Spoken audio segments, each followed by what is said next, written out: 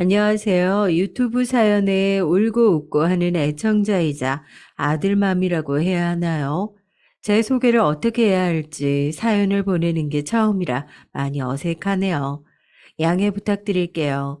어쨌든 다시 제 소개를 하자면 평소에 여기에 올라오는 사연들을 보면서 통쾌함에 웃기도 많이 웃고 속상함에 같이 눈물을 흘리기도 했던 요 채널 덕분에 중년을 심심하지 않게 보내고 있는 애청자라고 소개하면 좋겠네요. 그런 제가 여기다 사연을 보내야겠다고 마음먹은 이유는 제게도 너무 황당하고 속 터지는 일이 생겼기 때문입니다. 예전에는 유튜브에 사연을 보내는 사람들을 보면서 아무리 이야기할 데가 없어도 그렇지 이런 데다 사연을 보내고 싶고 그러나 그랬거든요. 근데 막상 제가 그런 상황에 처하고 나니까 정말 말할 곳이 너무 없더라고요. 이걸 가족들한테 속 시원하게 말하자니 저희 가족들 사이에 일어난 일이니까 서로 심란한 상태고 또 친한 친구들한테 이야기하기엔 저희 가족 이야기니까 제 얼굴에 침 뱉는 것 같고 또 이건 내 이야기가 아니라 친구 이야기인데 하면서 운을 띄우면 그건 또 누가 봐도 제 이야기 같고 그렇잖아요. 그래서 지푸라기라도 잡는 심정으로 마지막으로 이곳에다 글을 써서 보내봅니다. 현명한 구독자분들께서 제가 이 어려운 상황을 어떻게 지혜롭고 슬기롭게 헤쳐나갈 수 있을지 많은 조언해 주시면 제가 이 힘든 고비를 넘기는데 큰 도움이 되지 않을까 싶어요. 소개에서 간단하게 말씀드렸던 것처럼 저에게는 사랑하는 남편과 아들이 하나 있습니다. 저희 부부는 흔히 자수성가라고 하죠. 부모님께 많은 재산을 물려받았던 것도 아니고 저희가 정말 바닥에서부터 꾸역꾸역 고생을 하면서 올라왔거든요. 그래서 저희 부부는 서로에게 의지하고 있는 부분도 크고 그런 게 있어요. 또 졸부 같은 마인드가 아니라는 거 그거 안에는 확실하게 자랑할 수가 있네요. 저희가 뭐 한순간에 주식이나 부동산처럼 재테크로 확 터져서 성공한 게 아니라 저희 노하우로 해서 장사 시작하고 사업 확장하고 하면서 밑에서부터 한 계단 한 계단 차근차근 올라오다 보니까 돈 버는 게 얼마나 힘들고 어려운 일인지 그 누구보다 잘 알고 있는 사람들이거든요.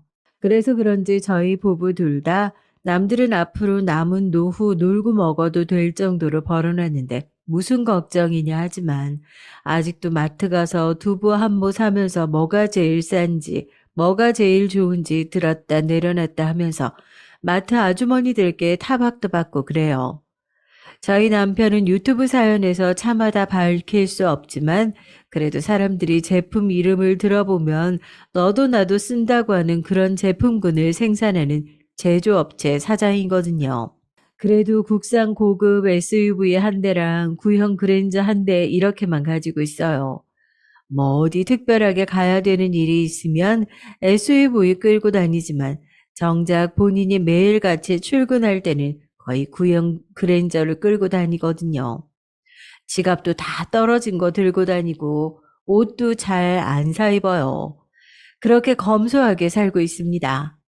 그리고 제가 말씀드렸던 사랑하는 저희 아들답게 그런 거 크게 신경 안 쓰고 살아왔죠. 제가 아들이 어렸을 때부터 혹독하게 교육을 시켰던 보람이 있는 것 같아요.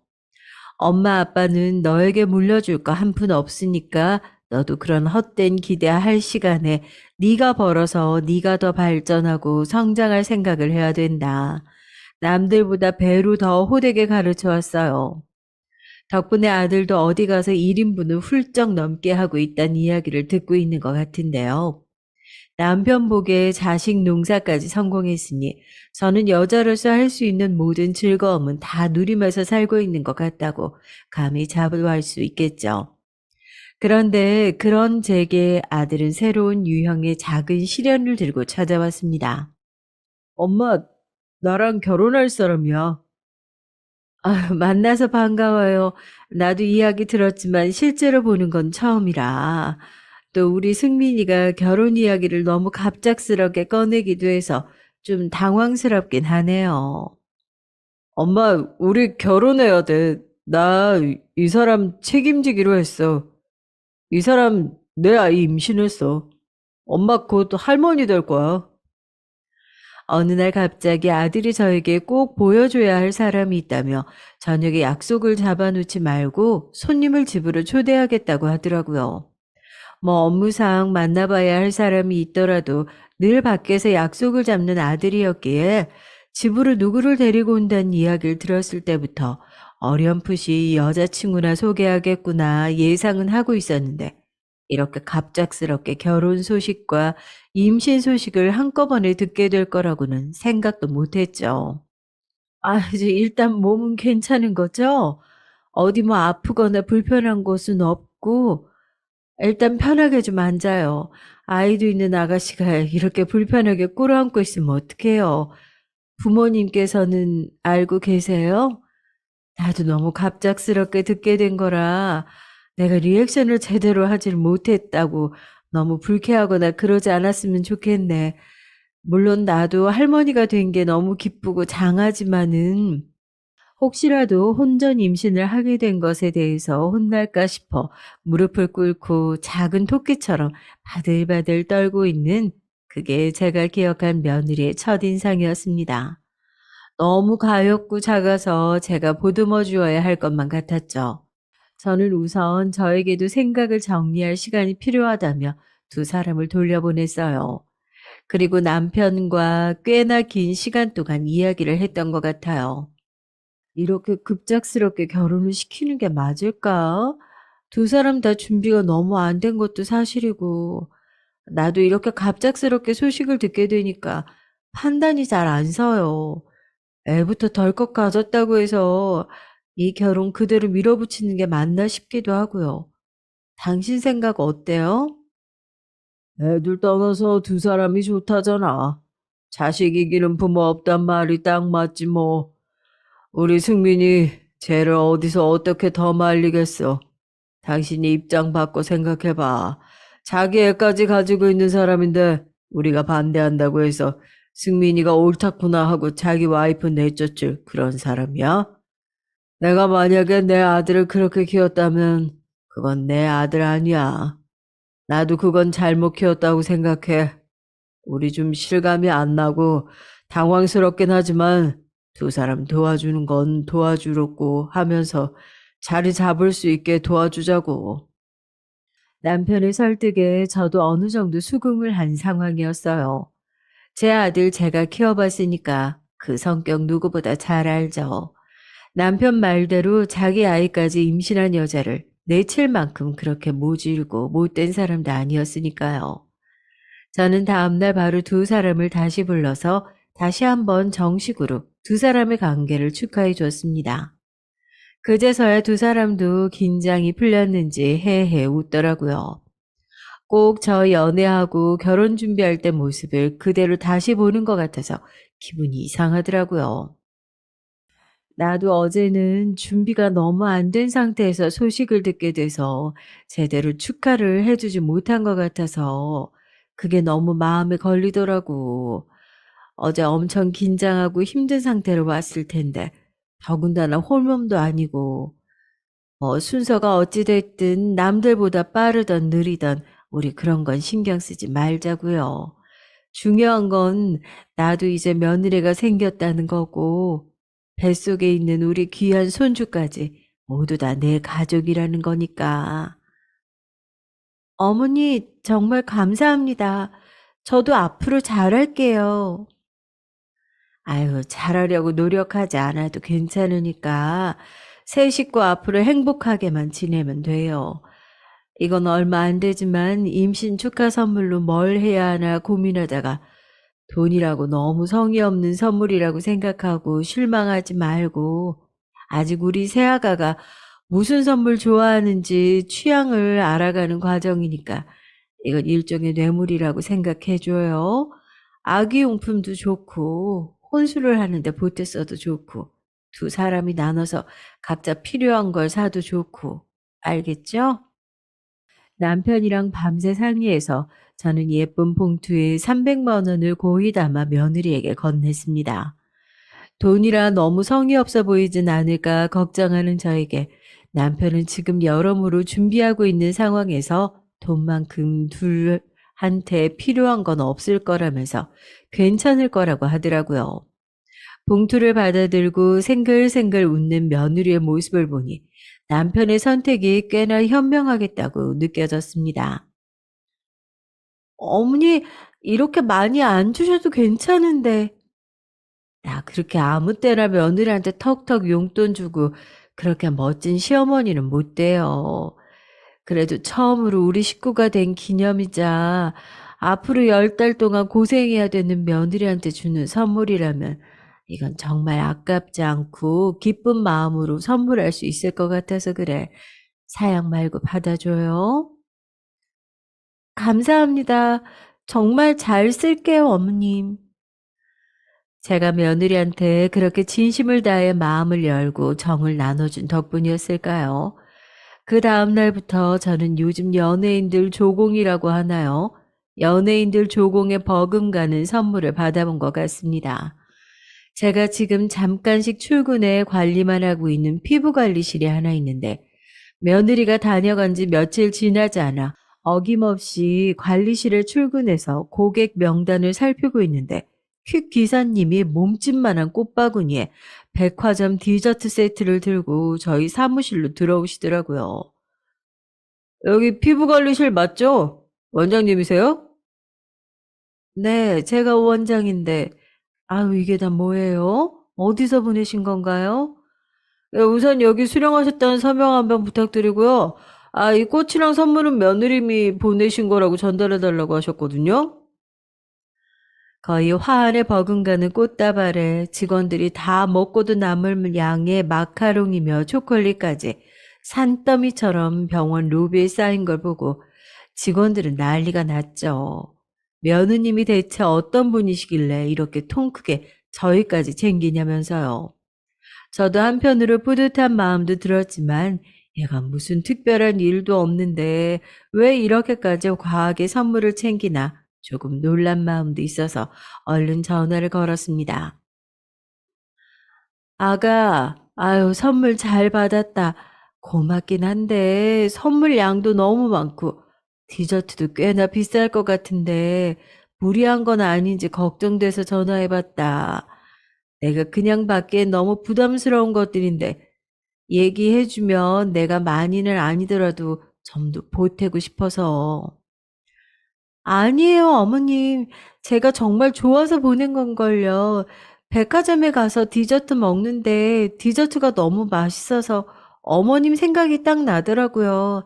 마침 오늘 출근하시는 날이기도 하고 또 그렇다고 어머님 것만 하나 덜렁 보내기도 민망해서 직원분들 것까지 같이 산 거예요. 어머님이 저한테 잘해주시고 잘해주실 것에 비하면 세 발의 피인데요. 부담 갖지 말고 받아주세요.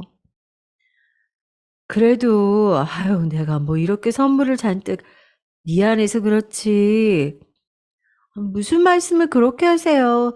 저는 결혼 허락해 주신 것만으로도 너무 감사한걸요. 저도 어머님이랑 잘 지내고 싶어서 바치는 뇌물이니까 그냥 예쁘게 봐주세요, 어머님. 며느리가 그렇게 말하는데 거기다 대고 너무 과해서 아닌 것 같구나. 냉큼 다 가져가서 환불해라 하고 으름장을 놓는 시어머니가 세상 천지에 어디 있나요? 그냥 요즘 세상에 이렇게까지 시어머니를 신경 쓰는 며느리도 있구나 하고 속으로 내심 기특한 마음도 들었죠. 주변 친구들 보면 고부 갈등 때문에 병원에 상담 치료 받으러 다니는 친구들도 많아요. 아마 여기 사연 보내시거나 사연 들으시는 대부분의 분들이 저 같은 어머니의 입장보다는 반대인 며느리의 입장이 더 많기도 하겠지만은 어머님이라는 직함도 그렇게 쉬운 자리만은 아니라는 것을 좀 알아주셨으면 좋겠어요. 여튼 그렇게 마음을 곱게 쓰는 며느리 덕분에 저는 적어도 친구들처럼 그렇게 고부 갈등으로 다 늙어서 정신과 베드에 기대서 상담 치료를 받는 일은 없겠구나 가슴을 쓸어내렸죠. 며느리의 선물 공세는 그날로 끝난 게 아니었어요. 어느 날은 저랑 잘 어울릴 것 같다면서 서스럼 없이 가방을 보낸 적도 있었고 어머님이랑 잘 어울리는 색 같다면서 화장품을 한 바가지 사서 보낸 적도 있었습니다. 솔직히 처음엔 주변 친구들한테 자랑도 많이 하고 다녔던 것 같아요. 이것도 며느리한테 받은 거, 저것도 며느리한테 받은 거다. 근데 그런 이야기를 할 때마다 친구 녀석들이 꼭 초를 한 번씩 치더라고요. 근데 너 그렇게 며느리 씀씀이가 너무 해프고 그래서 나중에 스트레스 받는다. 아들한테는 말 못하고 며느리는 계속 그렇게 철없이 굴고 그게 스트레스 받는 지름길인 거야. 아닌 것 같지? 왜? 조금만 기다려봐. 처음에는 친구들이 그런 이야기를 할 때 우리 며느리는 절대 그런 사람 아니다. 애가 성격이 좋고 착해서 어딜 가든 그냥 못 지나치고 나를 한 번씩 꼭 생각해주고 내 선물을 그렇게 챙겨가지고 온다 이야기했었거든요. 친구들이 며느리 씀씀이가 해프면 스트레스 받는다고 주의를 줬지만 그게 다 친구들이 괜히 이렇게 살가운 며느리를 얻어보지 못해서 질투심에 하는 소린 줄로만 알았죠. 그런데 왜 이 정도로 나이를 먹으면 해안이 생긴다고 하나요? 세상을 보는 눈이 예전과는 많이 달라지잖아요. 보이지 않는 것들이 보이고 통찰력이 생기고 제가 그렇게 저한테 열심히 하는 며느리를 보면서 이건 좀 아니다. 우리 며느리가 사실은 어딜 가든 그냥 못 지나치고 나를 챙기는 성격이라 남한테 보여주는 것에 지나치게 신경을 많이 쓰는 허영심이 강한 사람은 아닐까 의심되는 순간들이 몇 번 생기더라고요. 제가 처음으로 며느리의 실체를 의심하게 된 순간은 아들과 며느리의 결혼을 준비하면서부터였습니다. 상견례를 마치고 결혼식 준비를 하는 과정에서 자연스럽게 저는 결혼식을 어떻게 진행했으면 좋겠냐는 이야기가 나오더라고요. 사돈께서 어떻게 생각하실지 모르겠지만 하객으로 부를 사람을 추리는 것도 복잡한 부분이 있고 해서요. 사돈께서는 양해해 주시고 아들 며느리가 둘 다 괜찮다고 허락만 해준다면 서로 가까운 친지들만 모이고 요즘 유행한다는 스몰 웨딩으로 진행하는 것도 괜찮을 것 같습니다. 저희는 축의금도 되도록 받지 말자는 주의라서요. 아들 결혼으로 축의금 회수하고 싶은 마음도 크게 없고요. 그런데 그게 젊은 부부한테는 괜히 부담될 수도 있겠다 싶어서 혹시라도 저희 뜻을 따라준다면 축의금 부분으로 충당해야 하는 식대 같은 부분들은 저희가 다 부담은 해줄 생각이 있습니다. 아유, 저희도 그건 마찬가지예요. 불러야 될 사람도 그렇게 많지도 않고. 그렇게 양같듯이 잘 합의가 되고 있구나 했는데 갑자기 상견례 자리에서 내내 불편한 기색으로 앉아있던 며느리가 갑자기 저희 말을 뚝 끊더니 말을 이어가더라고요. 아니요, 전 승민 씨랑도 이야기했지만 스몰 웨딩은 하고 싶지 않아요. 결혼식은 인생에 단 한 번뿐이잖아요. 더군다나 전 승민 씨 아이도 가지고 있는 상태고요. 그렇게 조촐하고 초라한 결혼식을 올리고 싶진 않습니다. 거기다가 이건 저희 결혼식 아닌가요? 결혼식을 어떻게 하느냐는 저희가 결정하고 정하는 게 맞는 것 같습니다. 며느리의 말이 틀린 것도 아니죠. 둘의 결혼식이니까 어쨌든 저희도 전적으로 두 사람의 의견을 따를 생각이었고, 혹시 이런 방법도 있는데 이런 방법을 하면 우리도 일부 도와줄 생각이 있다는 뜻으로 이야기했던 거라 며느리의 의견에 크게 반기를 드는 사람은 없었어요. 오히려 하고 싶은 결혼이 있으면 그렇게 해야지 다 같이 오구오구 해주는 분위기였죠. 그런데 그 일이 있고 얼마 지나지 않아서 벼랑간 아들이 제게 할 말이 있다며 저에게 잠깐 시간 내줄 수 있는지 물어보더라고요. 아들이 이렇게 가족 모두에게 할 말이 있다고 먼저 가족회의를 요청할 땐 통계적으로 그다지 좋지 못한 일들이 있었기 때문에 솔직히 마음 한구석이 불안하기도 했어요. 저녁에 아들은 며느리 없이 혼자서 집으로 찾아왔더라고요. 승민아, 무슨 일인데 그래? 얼굴이 근심이 많아 보이는데 결혼 준비하는데 무슨 문제라도 있는 거 아니지? 혹시 지난번에 엄마가 스몰 웨딩 이야기한 것 때문에 새아가가 기분이 많이 상한 거야? 집에 와서도 한참을 뜸을 들이는 아들을 바라보면서 저희 부부도 속이 탔죠. 살면서 저희 속 한번 태워본 적 없는 아들이 딱 봐도 근심 가득한 얼굴로 와서는 분명 할 말이 있는 것 같은데 저렇게 조개처럼 입을 꾹 다물고 앉아 있으니까요. 대체 무슨 일인가 싶기도 하고 한참을 그렇게 고민스러운 얼굴로 앉아 있던 아들이 드디어 먼저 입을 뗐습니다. 첫 마디가 가히 충격적이고 황당했어요. 엄마, 아빠, 혹시 나한테 물려줄 재산 있으면 미리 받을 수 있을까? 전 맹세코 아들을 키우면서 아들에게 저희 부부가 가지고 있는 재산에 대한 이야기를 한 번도 했던 적이 없었어요.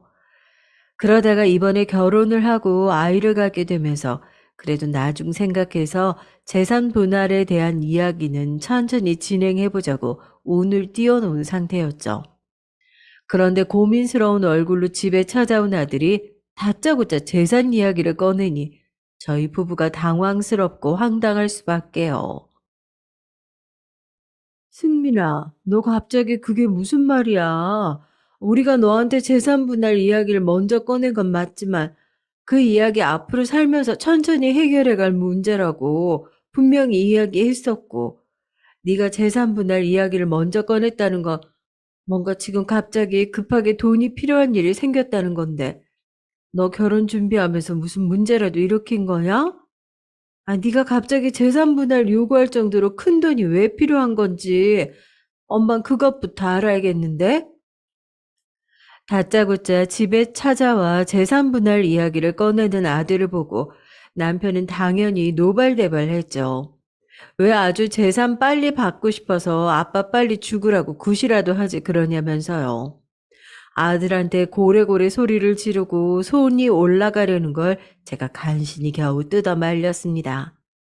아무래도 남편이 있는 자리에서 아들이 편하고 솔직히 이야기를 할 수 있을 것 같아서 잔뜩 흥분해 있는 남편에게 따뜻한 꿀물을 타서 거실에서 잠시 기다리라고 이야기해주고 아들을 데리고 서재로 들어왔어요. 그리고 아들에게 따뜻한 차를 내주면서 자초지종을 물었죠. 네가 우리를 찾아와서 다짜고짜 그런 이야기를 하면 아버지 같은 반응이 당연한 거야. 그런데 엄마가 널 데리고 서재로 들어온 이유는 내 아들은 그렇게 함부로 생각 없는 이야기를 꺼낼 만큼 부족한 사람이 아니라는 걸 누구보다 잘 알고 있으니까 그런 거야. 이제 편하게 이야기 좀 해볼래? 대체 무슨 생각으로 그런 얘기를 꺼낸 건지? 그런데 이어지는 아들의 이야기는 더더욱 가관이더군요. 아니나 다를까 결혼식을 준비하는 데서 며느리와 트러블이 생겼답니다. 어쨌든 결혼식은 여자 쪽에서 하자는 대로 날짜까지 잡는 것이 통상적인 일이고 상견례 자리에서 스몰 웨딩이니 그런 이야기들이 오가긴 했지만 며느리가 원하지 않는 눈치라 그 자리에 있는 누구도 그걸 몰아붙인 적이 없었으니까요. 당연히 제 아들도 며느리가 원하는 방향으로 결혼식을 준비해주고자 최대한 많은 상의를 하고 노력했답니다. 결혼식은 정말 인생에 단 한 번뿐인 거잖아요. 거기다가 홀몸이면 또 모르겠는데 아이까지 임신하고 있는 상황에서 그런 불필요한 것들로 스트레스 주고 싶지도 않았고 그래서 어지간하면 원하는 대로 맞춰주려고 했어요. 그런데 아내가 원하는 것들을 하나둘씩 맞춰주다 보니까 이제는 내가 감당할 수 있는 수준을 벗어난 것 같아서 좀 걱정이 되더라고요. 그리고 아들은 저에게 결혼식장 비용이 적혀 있는 견적서를 내밀었습니다. 견적서를 받아든 저는 정말 놀라서 기절할 뻔했어요. 며느리가 요구한 결혼식의 비용은 정말이지 상상 초월이었습니다. 웨딩드레스는 저도 듣도 보도 못한 프리미엄 라인을 요구해서 견적서에 찍힌 비용이 대여임에도 불구하고 어지간한 드레스의 구매 비용을 웃도는 가격이었고, 야외 결혼식장에 들어가는 생화의 양이 얼마나 어마어마한지 견적서만 보면 거의 재벌 결혼식장을 방불케 하는 규모더라고요. 아, 네가 어떤 마음으로 결혼식을 준비하고 있는 줄도 알고 있고, 또 새아가도 당연히 그날은 본인이 주인공인데 가장 예뻐 보이고 싶겠지. 그런 마음 이해 못하는 것도 아닌데, 그런데 사람들이 다 그런 생각을 안 해서 어느 정도 타협하고 조정해서 결혼식을 할까? 아니야. 너희 둘이 지금 월급 합치면 얼마나 되니?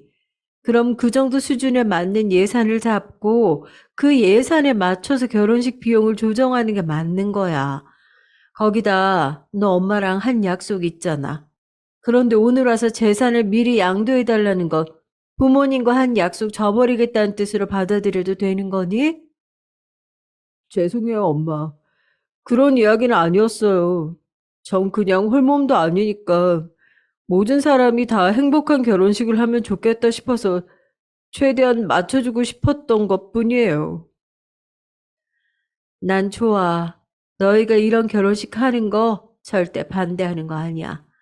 그런데 그것만 알아도 만약 이 견적대로 결혼식을 진행할 거면 너희도 100%로 진행해야 하는 거야.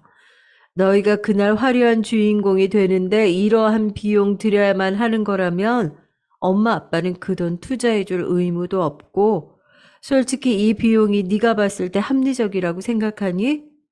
너 엄마 아빠가 어떤 차 타고 다니는 줄 알지? 그 차가 얼마짜린 줄도 알고 난 다시 생각해봤으면 좋겠구나.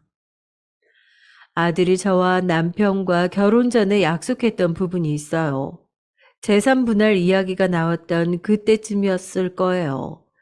저랑 남편은 아무래도 사업체를 가지고 있기도 하고 부동산도 각자 이름 앞으로 가지고 있는 것들이 좀 되다 보니까 양도세나 이런저런 것들을 생각을 했을 때 조금씩 재산을 분할해 두는 게 나중에 세금 처리나 이런저런 면에서 유리할 것 같더라고요. 그런데 아들은 이제 막 결혼을 한 상태라서 아무래도 저희가 재산 분할을 바로 해주기엔 불안한 부분이 많았거든요. 저희가 바쁘게 일을 하는 통에 아들을 바로 옆에서 케어할 수가 없어서 저희 아들은 어렸을 때 시터님과 함께 외국으로 나가서 꽤 긴 유학 생활을 했었어요. 아직도 아들한테 미안한 부분이긴 하지만 자아가 형성되고 한참 부모의 손길을 받아야 할 나이에 유학을 하면서 혼자 외롭게 컸으니까 제가 생각을 했을 때에는 아직 조직 생활에 순응하는 방법이나 사람 사이의 관계에 부족한 부분이 아무래도 많다는 생각이 들거든요. 그래서 갑자기 결혼을 한다고 찾아왔을 때에도 지금 이런 상황에서 재산 분할을 해주는 게 오히려 아들한테 독이 될 수도 있겠다 싶어서 남편에게 분할 과정을 조금 미루는 것이 어떻겠냐며 먼저 이야기를 꺼냈었고요. 남편도 제 얘기에 100번 공감하면서 아들 부부가 아이를 낳고 나서 2, 3년 정도 지나고 결혼이 어느 정도 안정기에 접어들고 나면 그때 다시 이야기해보자고 했어요. 승민이, 네가 어떻게 생각할지 모르겠다. 어차피 받을 재산이라고 생각할 수도 있고, 어차피 줄 거면 왜 이렇게 늑장을 부리나 그런 생각을 할 수도 있겠지만, 엄마 아빠 의견은 같다. 그리고 우리 며느리라서가 아니라 네가 결혼을 한다고 어떤 사람을 데려와서도 마찬가지지만 당분간 우리 재산에 대한 이야기는 1차 하지 않았으면 좋겠다. 왜 그러냐며 의아해하는 아들에게 차마 이야기할 수 없었죠. 유튜브를 들으시는 분들도 저게 무슨 갑질이냐, 돈 많다고 유세 떠는 거 아니냐 생각하실 수도 있어요. 정말 말을 안 해서 그렇지 남편 회사 이름만 보고 줄줄이 들어온 선자리를 거절하는 것도 저한테는 일이었습니다. 제 아들이 정말 배경이나 이런 것들 보지 않고 오로지 제 아들이라는 사람 하나만을 제대로 바라봐줄 수 있는 사람을 만나서 행복한 가정을 꾸리고 살 수 있도록 도와주는 것도 온전히 부모인 저희 몫이라고 생각했었으니까요. 그래서 아들이 결혼하기 전부터 집안에 대한 정보나 재산 관련된 이야기는 특히 좀 정이 없다 싶을 수도 있지만 천천히 오픈을 했으면 좋겠다고 신신당부를 했고 아들도 그 부분에 대해서는 알겠다고 동의를 했어요. 저희도 대신 그건 약속했죠.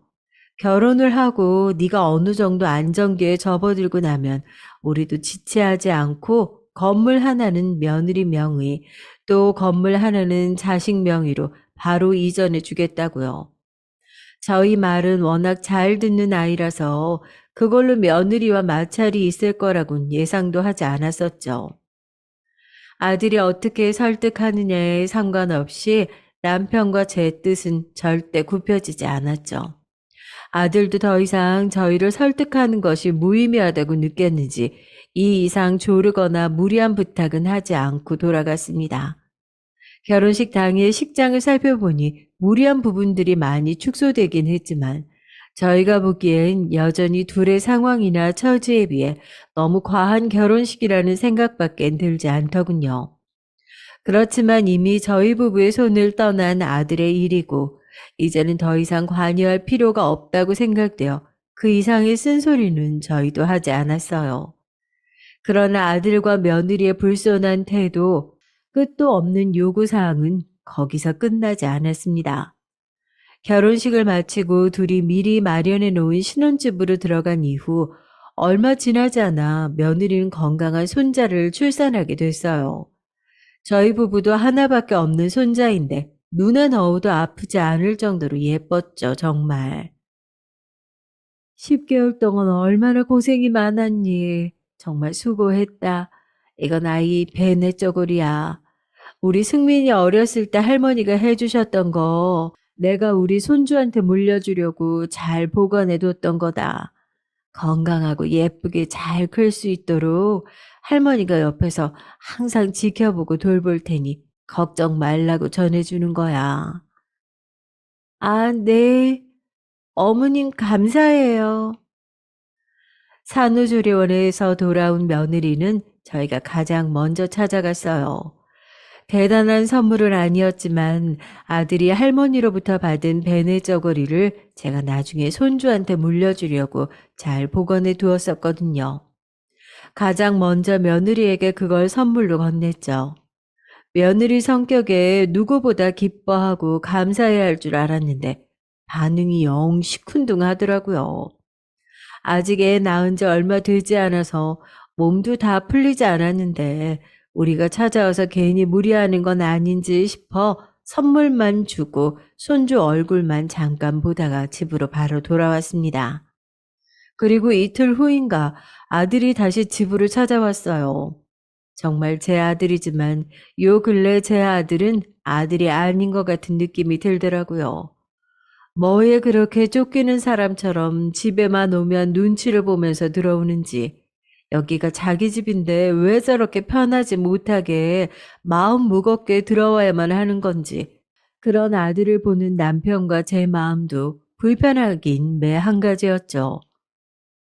아, 너 이번엔 대체 또 무슨 일이길래 그렇게 죽을 죄를 지었단 표정을 하고 들어오는 거야? 저 두 분께 부탁드리고 싶은 게 있어요.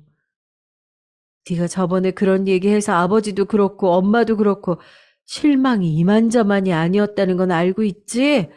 물어보기 전에 정말 해도 괜찮은 질문인지 잘 생각했으면 좋겠다. 잔뜩 풀이 죽어있는 아들이 저와 남편 앞에 무릎을 꿇고 앉아 아파트를 하나 해줄 수 있냐고 물어보더라고요. 이제 결혼식도 모자라 아파트까지. 기가 차서 제가 코드숨을 쳤어요. 남편은 이제 더 화를 낼 기력도 없는지 더 이상 말도 안 하고 안방으로 들어가서 문을 쾅 닫아버리더군요. 네가 지금 집이 없는 것도 아니고 아파트를 해달라는 게 말이나 된다고 생각해? 이번에도 세아가 아이디어니? 승민아, 요즘 네가 하는 행동을 보면 우리 아들이 아닌 것 같다 정말로. 이게 한두 푼짜리 물건도 아니고 너 이 브랜드 아파트가 얼마나 하는 줄은 알고 우리한테 해달라고 이야기하는 거야?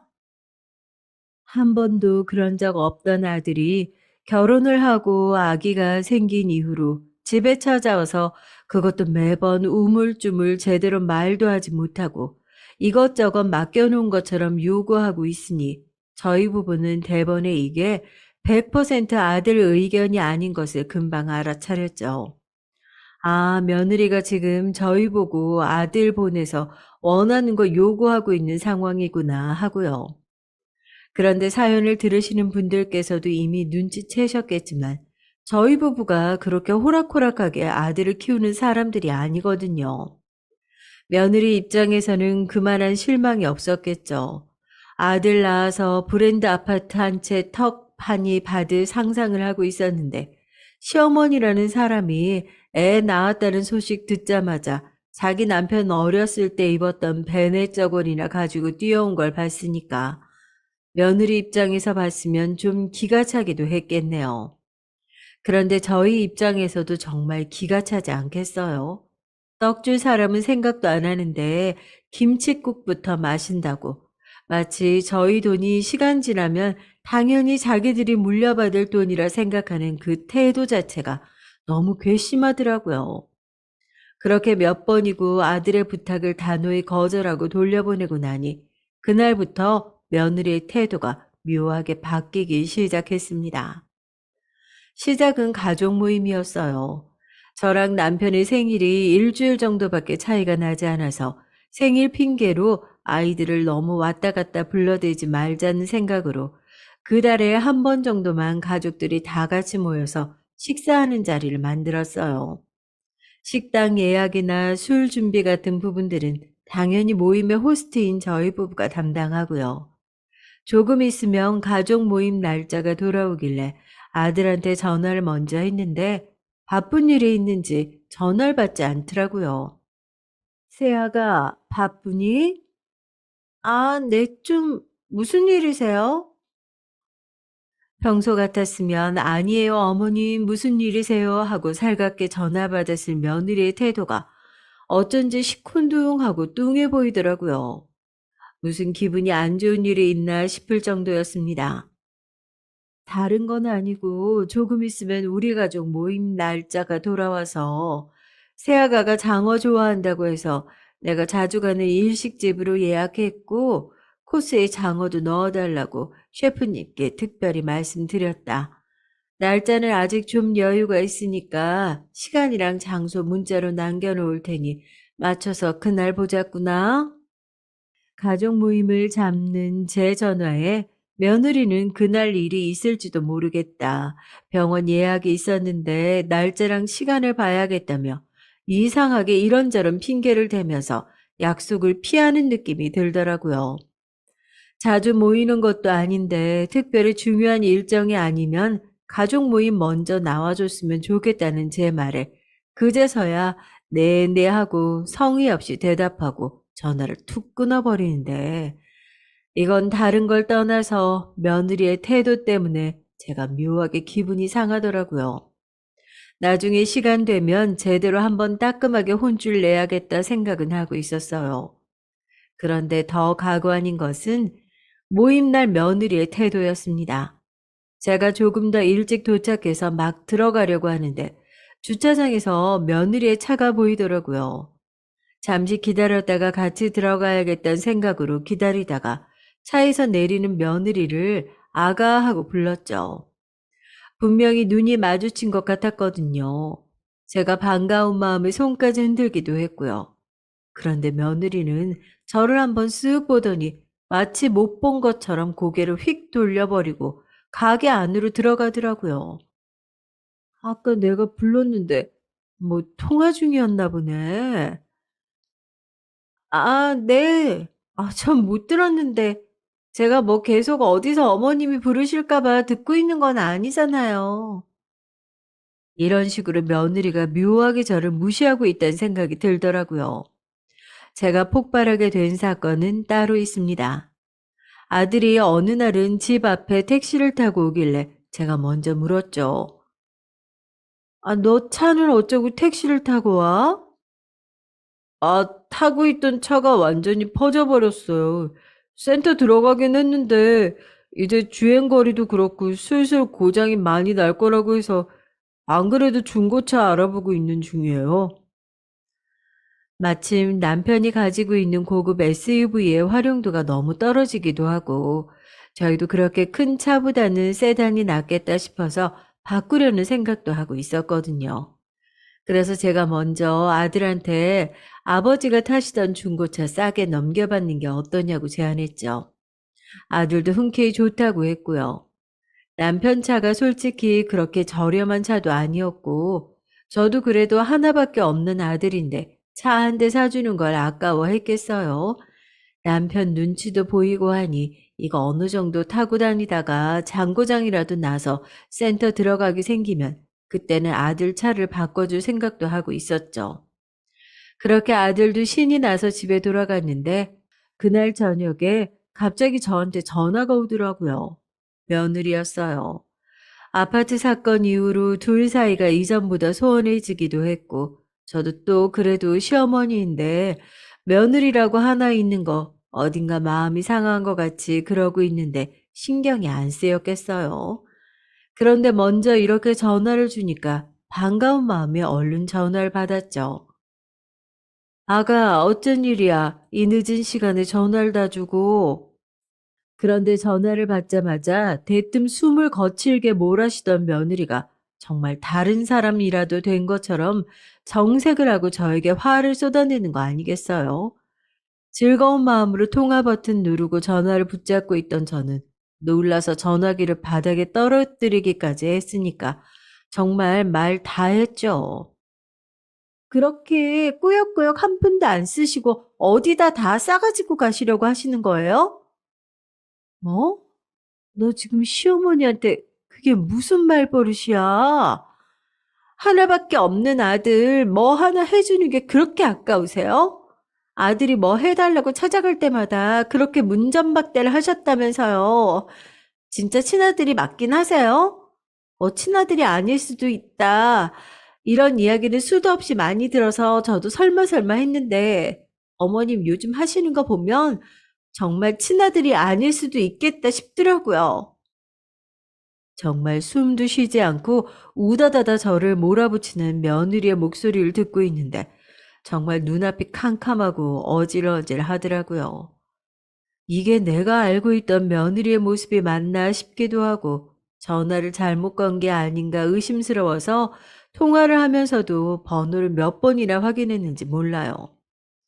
아니, 네가 우리 집안을 어떤 식으로 봤는지 몰라도 난 내 아들 그렇게 안 키웠다. 그렇게 자기가 한 노력은 아무것도 없이 뻔뻔하게 맡겨놓은 것처럼 이것저것 요구하고 그런 식으로 아들 키운 적 단 한 번도 없어. 그렇게 요구하는 게 얼마나 부끄럽고 파렴치한 짓인지 충분히 깨달았을 줄 알았는데 오늘 너 통화하는 태도를 보니까 그런 마음을 알긴 택도 없을 것 같구나. 저도 지지 않고 쏘아붙였죠. 그런데 며느리는 정말 그동안 뭐가 그렇게 억울하고 마음에 많이 담아뒀었던 건지 정말 악을 쓰면서 저한테 대들더군요. 기가 막혔어요. 그렇게 안 키운 게 아니라 그럴 돈이 없는 건 아니고요. 무슨 이제 와서 그런 마음을 아네 마네 해주기 싫으면 싫다고 돈이 없으면 없다. 차라리 그냥 솔직하게 말씀을 하세요. 뭐 대단한 거라도 가르쳐 주시는 것 마냥 그렇게 훈수 두지 마시고 그렇게 빽 소리를 지르고 전화를 끊어버리더라고요.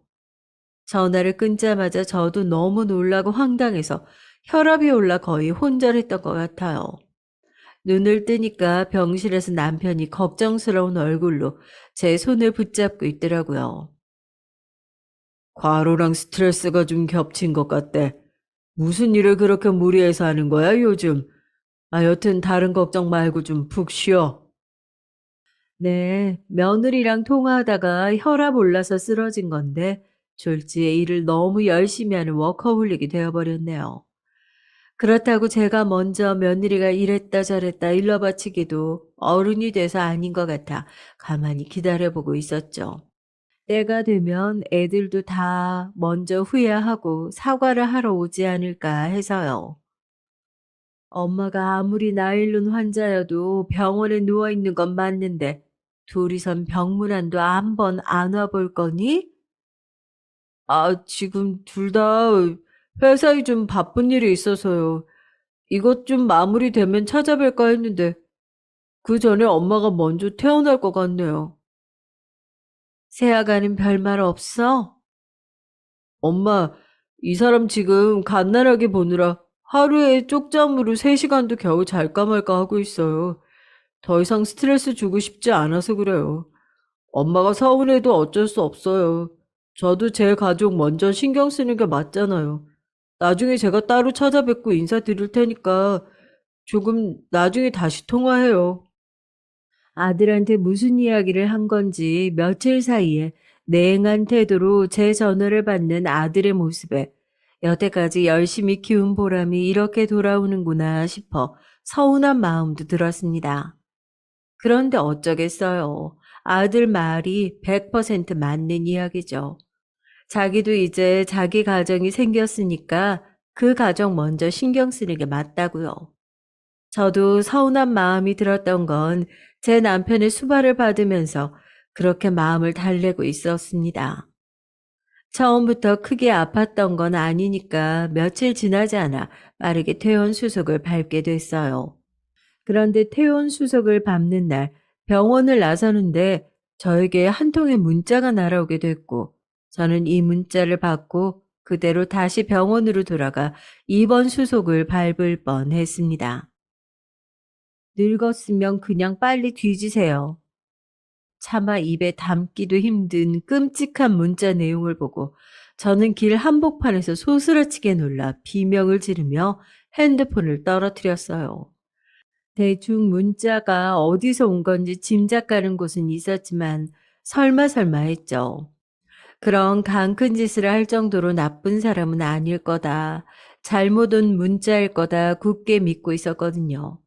그런데 욕설이 가득한 문자 테러는 그날로 끝나지 않았습니다. 돈 많다고 유세 떨지 마. 남편 통장에 빨대 꽂고 기생하는 기생충 같은 할머니. 너 빨리 죽으라고 내가 매일같이 물 떠놓고 기도하고 있어. 등등 사연을 듣고 계시는 구독자분들이 보셔도 정말 끔찍한 말들 아닌가요? 처음에는 이게 뭔가 싶어 일일이 대응하지 않으려고 했던 저도 시간이 지나면 지날수록 심해져가는 문자 수위에 일상생활이 어려울 정도로 크게 스트레스를 받기 시작했고 결국 남편에게 이 문자를 공개했습니다. 남편은 저보다 더 노발대발해서 자기가 흥신소를 구해서라도 이 문자를 보낸 사람을 잡아내겠다며 길길이 날뛰었죠. 우리 문제를 크게 만들기 전에 우리 선에서 해결할 수 있는 것들을 해결 좀 해봐요.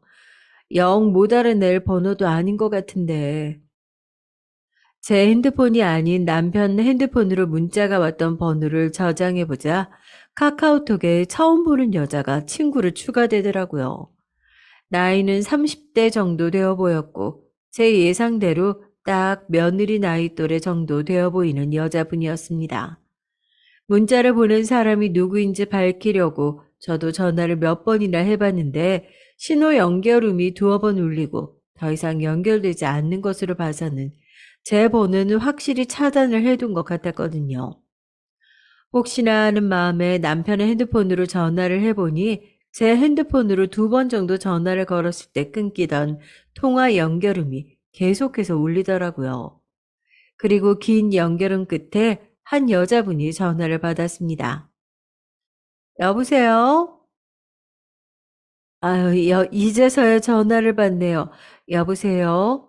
아이, 그쪽은 대체 누구길래 나한테 그런 짓을 해요? 누구세요?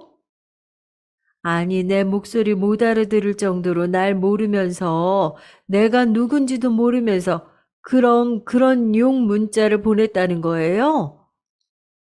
아니에요. 그거 제가 보낸 거 아니에요, 절대. 전 그냥 핸드폰만 빌려줬던 거라고요. 전화 내용은 황당했죠. 정황을 들어보니 이렇습니다. 회사에서 친해진 지인이 있는데 자기한테 핸드폰만 빌려주고 자기가 그 핸드폰으로 문자만 몇 통 하게 해주면 한 달에 얼마씩 돈을 받기로 했었답니다. 기가 막히죠. 그래서 별 생각 없이 핸드폰을 빌려줬고 돌려받은 핸드폰에서도 문자 내역은 다 삭제되어 있어서 자기 핸드폰 번호로 해서 어떤 문자가 오고 갔는지는 전혀 알 길이 없었다고, 문자 내용에 대해서는 맹세코 모르는 일이라고 하더라고요. 그래서 그쪽한테 그 끔찍한 일을 부탁한 사람은 대체 누군데요? 절대 말 못해요. 말하지 않는 조건으로 돈을 받기로 한 거라서. 여보세요. 아가씨, 지금 이게 얼마나 심각한 문제인지 아직도 눈치를 못 채서 하는 말 같은데, 지금 저 경찰에 가서 신고하기 전에 기회 주려고 전화한 거예요. 아시겠어요? 그럼 아가씨는 그냥 핸드폰 빌려줬으니까 아무런 정황도 모르지만 아가씨 핸드폰 번호로 나를 지속적으로 괴롭히는 문자가 왔잖아요. 이게 설마 아가씨한테 아무런 문제가 생기지 않을 거라고 생각했던 건 아니죠? 제 말을 들은 여자분은 그제서야 덜덜 떨며 본인에게 핸드폰을 빌려갔던 사람의 이름을 밝히더군요. 네, 다들 예상은 가시죠? 여자의 입에서 나온 이름은 제 며느리였습니다. 놀랍지도 않더군요. 어느 정도 예상하고 있었던 바니까요. 남편에게도 이 사실을 알리니 당장 두 사람을 이혼시켜야 된다면서 난리도 아니었습니다. 잘못은 며느리가 했는데 왜 엄한 우리 아들 호래비를 만들려고 하는 거예요? 나한테 다 생각이 있고 따끔하게 혼내줄 계획하고 있으니까 당신 가만히 있어요. 저는 오랜만에 다 같이 집에서 저녁을 먹자며 아들 부부를 집으로 초대했습니다. 며느리에게 전화하니 역시나 이런저런 핑계를 대면서 오지 않으려고 하더군요. 이번에는 꼭 해야 할 말도 있고 건물 양도와 관련해서 상의할 부분도 있으니까 특별한 일 있더라도 시간 쪼개서 이 약속 먼저 오도록 해라. 건물 양도요? 네, 시간 맞춰서 갈게요, 어머님. 건물 양도 얘기가 나오자마자 또 목소리가 싹 바뀌어서 냉큼 오겠다고 하는 며느리를 보니 정말 기가 차더군요. 그렇게 약속한 날 저녁이 되고 모든 가족이 모인 자리에서 저는 부동산 문서 대신 핸드폰을 꺼내 들었습니다. 제 핸드폰에 찍힌 문자를 보자마자 며느리 혼자만 사색이 되어서 안절부절 못하고 있더라고요. 이게 뭐야? 무슨 용 문자가 이렇게 많이... 엄마, 이게 대체 무슨 일이야? 글쎄, 나한테 무슨 일이냐고 물어보기 전에 네 옆에 앉아있는 네 와이프한테 어떻게 된 일이냐고 묻는 게 조금 더 빨리 답을 들을 수 있는 길인 것 같은데? 제가 비웃음 섞인 목소리로 핸드폰을 며느리 앞에 탁 소리가 나게 내려놓으니 제 눈을 슬며시 피하더라고요. 대체 무슨 말씀을 하시는 건지 모르겠어요. 지금 이 문자를 제가 보냈다는 건가요?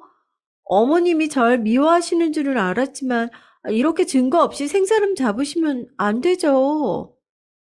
증거? 증거야 차고 넘치지.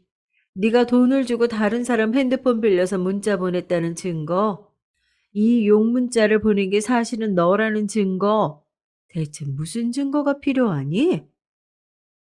그러자 며느리가 자리를 박차고 일어나서 오히려 저에게 큰 소리를 내더라고요. 상황을 이렇게 만드신 건 어머님이에요. 제가 뭘 그렇게 잘못했는데요? 다른 집 며느리들은 출산 선물이며 뭐며 해서 시부모님이 먼저 나서서 챙겨주시는데 어머님은 어차피 나중에 주실 재산도 주기 싫으셔서 그렇게 꽁꽁 들고 계시잖아요. 정말 죽을 거 아니면 안 주실 거잖아요. 이 말을 듣는 순간 저도 화가 나서 며느리의 뺨을 세게 올려붙였습니다. 그리고 손주와 며느리 명의로 작성된 양도 증서를 식탁 위에 내던졌죠. 양도 증서를 천천히 확인하던 며느리는 떨리는 목소리로 이게 뭐냐고 되물었습니다. 그게 뭐냐고? 너한테 양도해 주려던 건물이지. 어떻게 나오나 보려고 기다렸더니 이제야 본색을 드러내는구나. 이런 애인지도 모르고 냉큼 넘겨줬으면 앞으로 내 남은 인생이 얼마나 불행해졌을지 안 봐도 뻔하네. 이제 이 건물이 다시는 네 이름 앞으로 돌아갈 일 없으니까 당장 내 집에서 나가. 너도 당장 네 와이프 챙겨서 나가. 어머니, 정말 몰랐어요. 제가 너무 죄송해요. 어머님 한 번만 화 풀어주시고 제 얘기 좀 들어주세요. 네? 거의 바닥에 엎드려서 싹싹 빌고 있는 며느리는 아들 손에 이끌려 집으로 돌아갔습니다. 참, 돈이 뭔지 싶더라고요. 그날 이후로 계속해서 걸려오고 있는 며느리의 전화를 싹 다 씹고 있는 중입니다. 자기가 잘못했다며 양도를 다시 고민해달라고 비는데 또 자기 것이 되었을 때 얼굴색을 어떻게 싹 바꿀지 알고 제가 그런 위험 부담을 왜 하나요? 남편은 그래도 한 식구가 된 사람인데 적당히 화를 내다가 풀어줘야 하지 않겠냐고 이야기하는데 구독자님들은 어떻게 생각하시나요? 제가 며느리 이대로 용서해도 될까요? 안녕하세요. 저는 서울 강북 지역의 어딘가에서 거주하고 있는 평범한 직장 여성이에요. 저는 지난 한 해를 돌아보면 스스로가 참 파란만장했고 부끄러운 순간들이 많았습니다. 제가 인맥 자체도 넓지 않지만 저의 모든 지인들과 가까운 친구들에게 전혀 알리지 않은 일이 한 가지 있었습니다. 모든 주변 사람들을 속이고 은폐했던 그 일. 아무도 내막을 모르는 일이 저에게 있었는데 고해성사라도 해보는 기분으로 여기 유튜브 사연에 적어봅니다. 일련의 흐름들을 말씀드리기 위해서는 필수적으로 저의 어린 시절 배경부터 설명드려야 될 것 같아요. 저는 외동딸이었습니다. 그리고 저 초등학교 때 부모님께서 이혼을 하셨어요. 애틋한 가족끼리의 추억 같은 게 없기는 했어도 저는 어렸기 때문에 그게 어떤 집안의 분위기인지 몰랐습니다. 세상을 뭐 알기를 해야 보는 눈이 있고 나이가 좀 차야 다른 집안하고 비교라도 해봤을 텐데 그때는 그런 게 전혀 없었죠. 그래서 저의 엄마 아빠가 이제 함께 살지 않게 되었다는 그 결정이 당시에 이해가 가지 않았습니다.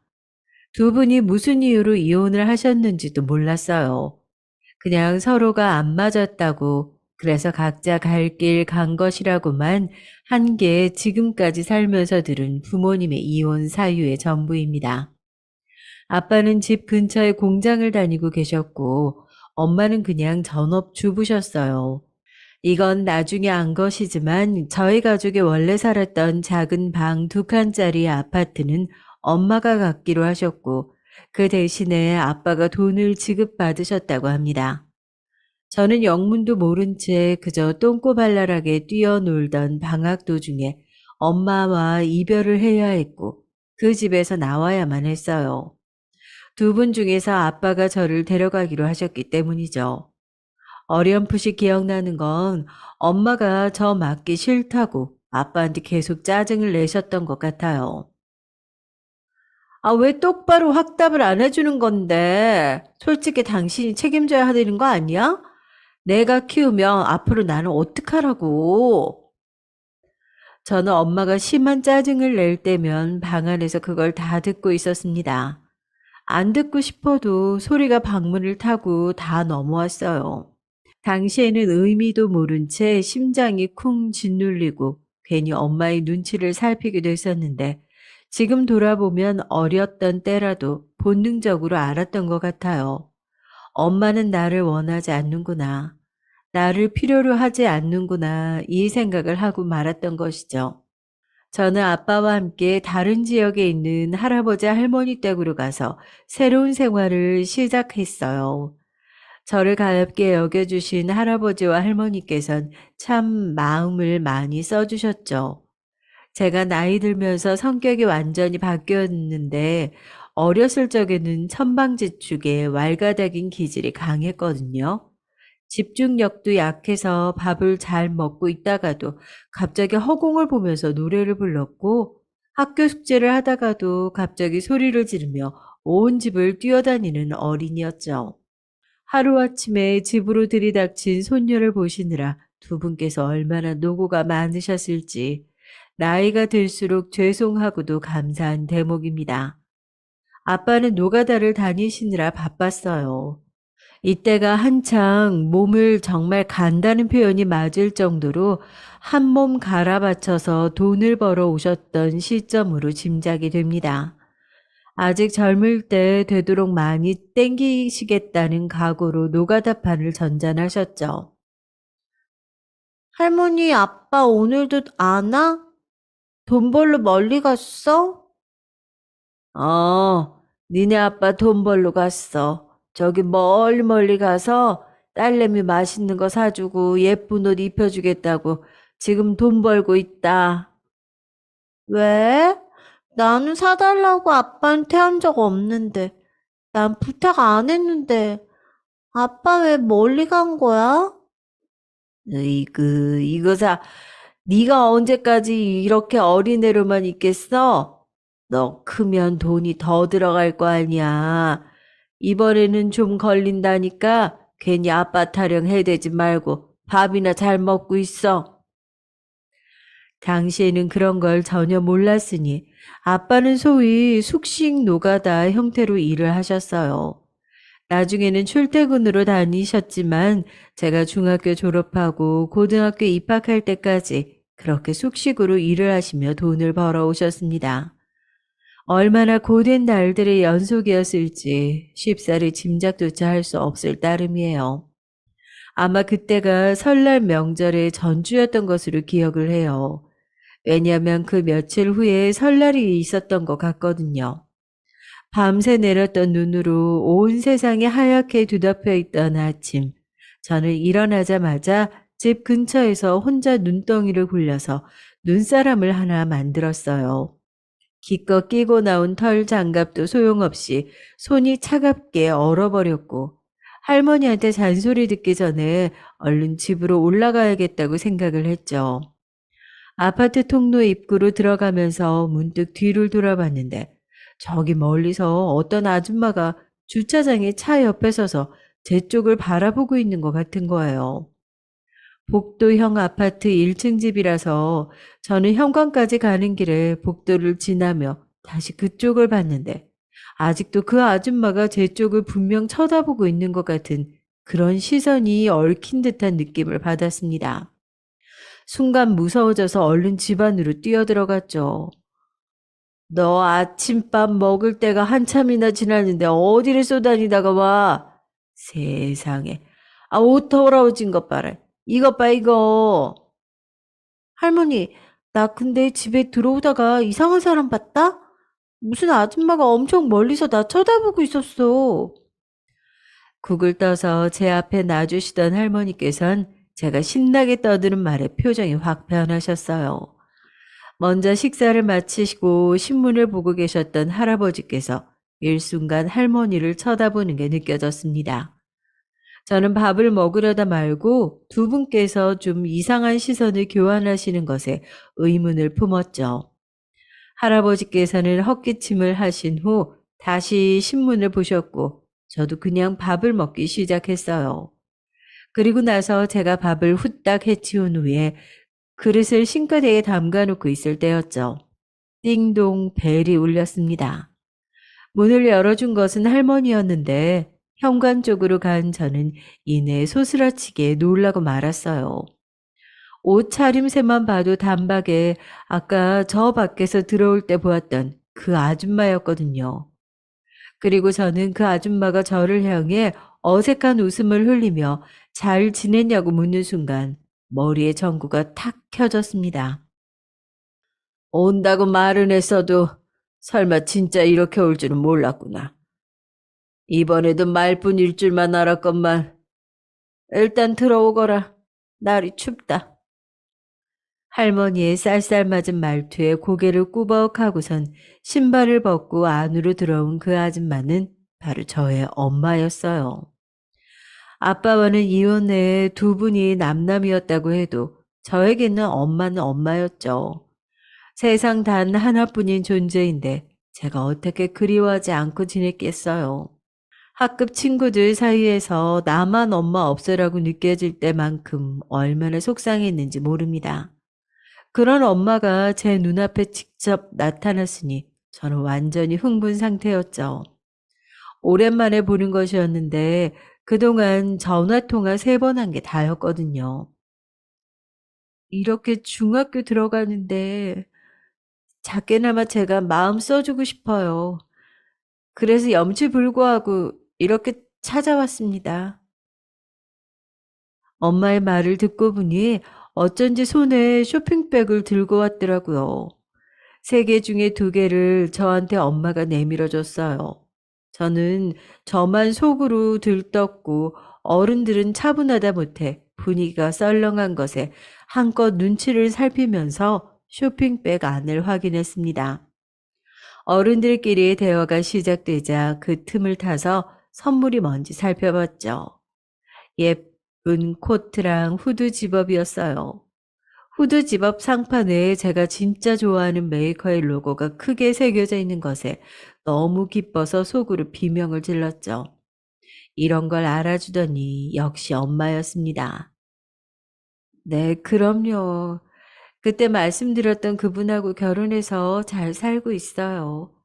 제가 지금 임신 초기예요. 그때 저의 귀에 들려온 엄마의 목소리, 그 내용에 저는 실망에 잠기고 말았습니다. 저의 들떴던 마음은 삽시간에 식어버렸죠. 할머니는 시종 일관 굳은 안색으로 초연하게 계셨는데 할아버지께서는 엄마의 그 말을 들으시자마자 몹쓸 년 같으니 네가 그러고도 엄마냐? 이렇게 말씀을 남기시고는 일어나셔서 방으로 들어가 버리셨습니다. 엄마의 표정을 살폈는데 상처받거나 그런 기색은 아니었어요. 그저 무덤덤하게 할머니와 이런저런 대화를 짧게 이어갔을 뿐입니다. 저는 내용물을 살펴본 쇼핑백을 다시 가지런히 옆에 둔 채 가만히 있었어요. 이윽고 엄마가 외투 안주머니에서 하얀 봉투를 꺼내 할머니에게 건네주었습니다.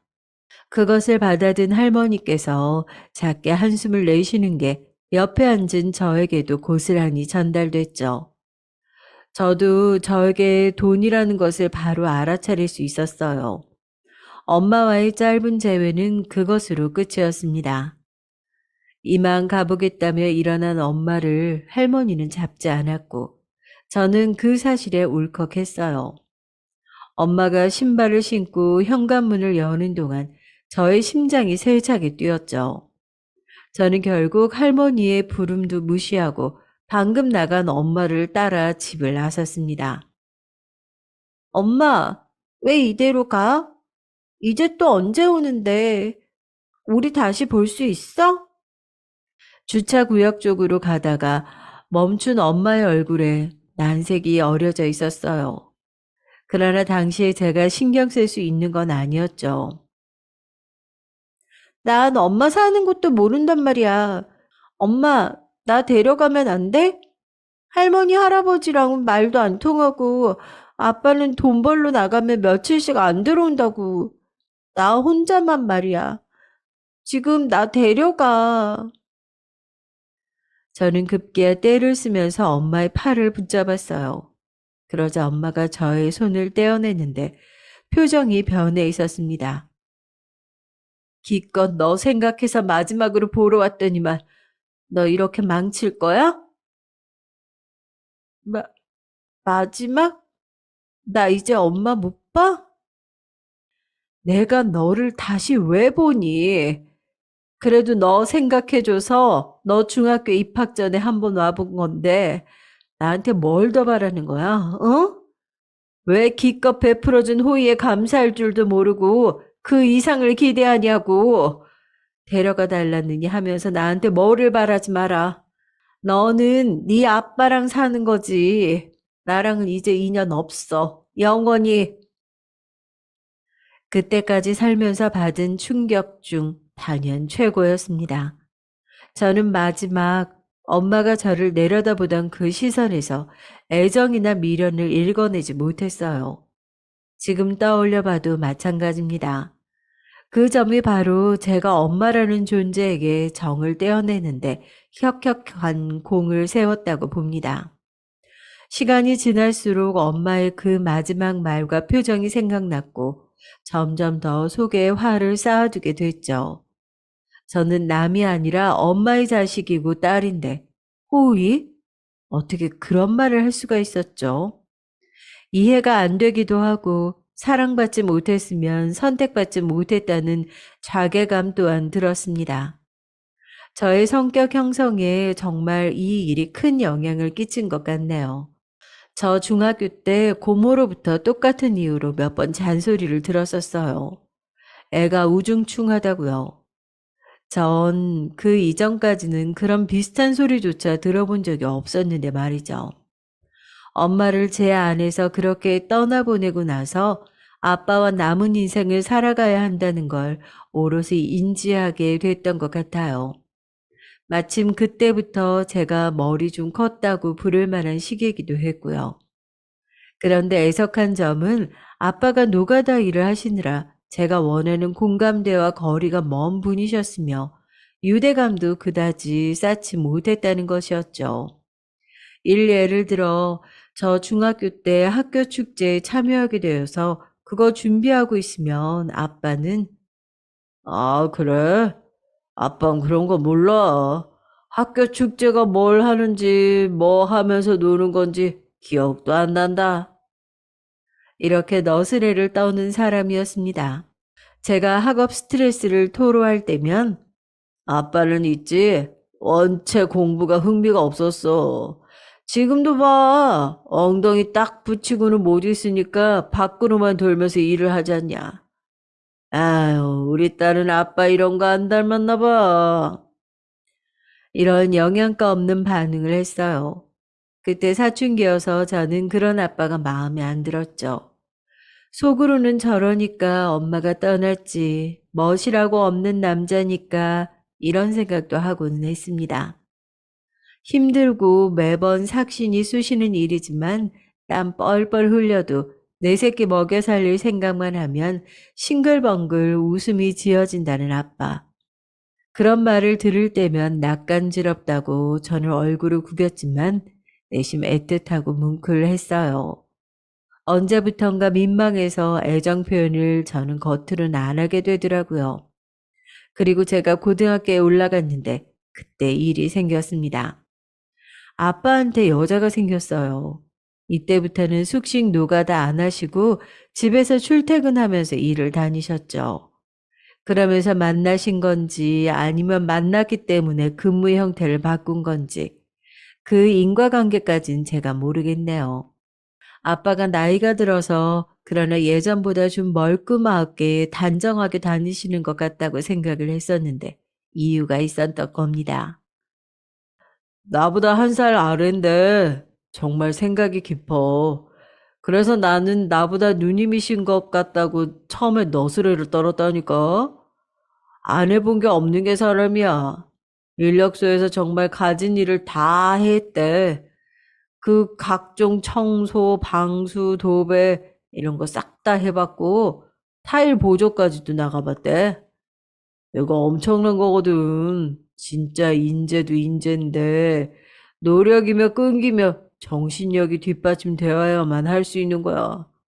아들 하나 딸 하나 이렇게 있는데 어느 날 아빠가 저 앉혀놓고 구구절절 말을 시작하는데 제가 정말 어이가 없어서 입이 떡 벌어졌죠. 듣고 있다가 놀란 심정 그대로 아빠의 말을 끊었습니다. 그래서 그 얘기 지금 왜 나한테 하는 건데 뭐 어쩌자고. 아빠가 사귀든지 말든지 마음대로 해. 근데 뭐 재혼한다거나 그런 황당한 소리만 안 했으면 좋겠어. 어? 왜? 왜? 아, 우리 딸은 그런 생각 없어? 새로 엄마가 생긴다거나. 아니, 아니다. 그냥 한번 만나나 봐줘라. 정말 괜찮은 사람이니까 우리 딸도 분명히 좋아할 거야. 아, 진짜 왜 이래, 아빠. 아빠 혼자 살아? 내 생각은 안 해? 나 지금 이 집구석에서 어떻게든 혼자 아등바등 하는 거 안 보여? 대학 잘 가보려고 애쓰는 거 아빠는 보이지도 않냐고. 나 지금 입시 생각만으로도 미칠 것 같은데. 아빠라는 사람은 여자 만나서 나 신경 쓰이게 하네? 아, 대단하다. 그냥 아빠가 알아서 해. 내 의견 뭐가 필요한데? 안 필요하잖아. 이혼도 멋대로 해놓고? 그러면서 이제 와서 뭘 내 의견을 묻는 척을 해. 아빠의 표정이 순간 멍해졌어요. 저는 한창 예민해져 있을 때 새로운 환경을 받아들일 준비가 전혀 안 되어 있었어요. 이혼하고 거의 10년 가까이 됐으니 아빠도 재혼 생각 들만 했죠. 심지어 엄마는 진작에 재혼해서 애까지 낳은 상태였는걸요. 그런데 당시에 저는 미성숙했고 모든 게 미흡했었나 봐요. 아무것도 수용하지 않았습니다. 저의 날이 선 말에 아빠가 고개를 떨구셨고 저는 그것을 못 본 척 돌아섰어요. 그리고 할머니께서도 그 여자분 얘기를 꺼내시는 바람에 저 밑가경 더욱 상황이 악화됐죠. 너는 아니 아빠 여지까지 혼자인 거 불쌍하지도 않아? 참하고 좋은 사람이더라만. 아니 남편 잃고 혼자 열심히 살아왔대. 그 집으로 한번 와보라고 하는 거 어떠냐? 할머니, 이거 아빠가 시킨 거지? 아, 진짜 싫어. 토 나와. 집에 데려오면 나 집 나갈 거예요. 나 장난하는 거 아니에요. 진심으로 경고했어. 말하는 꼬라지가 그게 뭐냐면서 할머니가 기함하셨지만 저에게는 알 바 아니었습니다. 아무도 나한테 스트레스 주지 말라면서 수험생이라는 핑계로 집안에서 군림하는 독불 장군으로 지냈습니다. 지금 생각하면 정말 면목 없을 따름이에요. 아빠로부터 처음 여자가 생겼다는 그 말을 듣고 나서 거의 2달쯤 흘렀을 때였어요. 아빠가 생각이 짧았어. 미안해. 우리 딸 공부하느라 힘든데 괜한 소리 듣게 만들었지. 앞으로 우리 딸이 신경 안 쓰도록 아빠가 일만 열심히 할게. 먼저 사과의 말을 전하고 화해의 손길을 내민 건 아빠 쪽이었습니다. 저는 고개 빳빳하게 들고 저 잘못한 거 없다고 건방지게 굴었음에도 아빠는 부드럽게 저의 모든 태도를 용인해 주셨죠. 그것이 얼마나 감사한 일인지 그때 저는 헤아리려고조차 하지 않았어요. 콧대 높게 오만 짜증 다 부리고 다녔던 그 유세질에 비해서 좋은 대학에는 가지 못했습니다. 저는 제가 스카이라도 들어갈 수 있을 줄 알았는데 까보니까 택도 없었더라고요.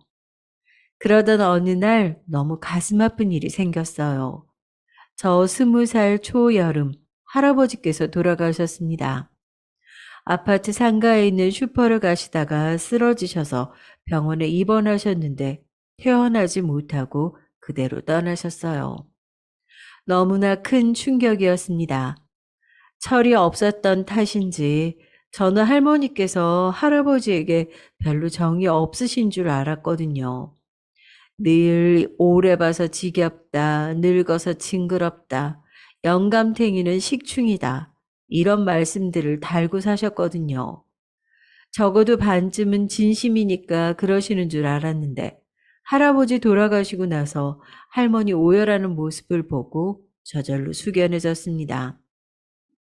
나도 가야지. 아유, 내가 나 혼자 남아서 이제 뭘 하겠어.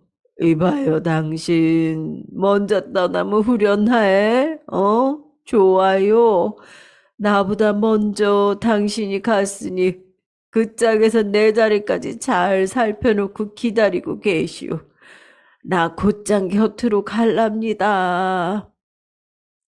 한참 우시는 할머니께서 갑자기 초연한 얼굴이 되어 이렇게 말씀하시는 것에 집안 가족들 모두 다 놀라서 그런 말씀 마시라며 할머니 말리고 전부 울고 난리도 아니었습니다.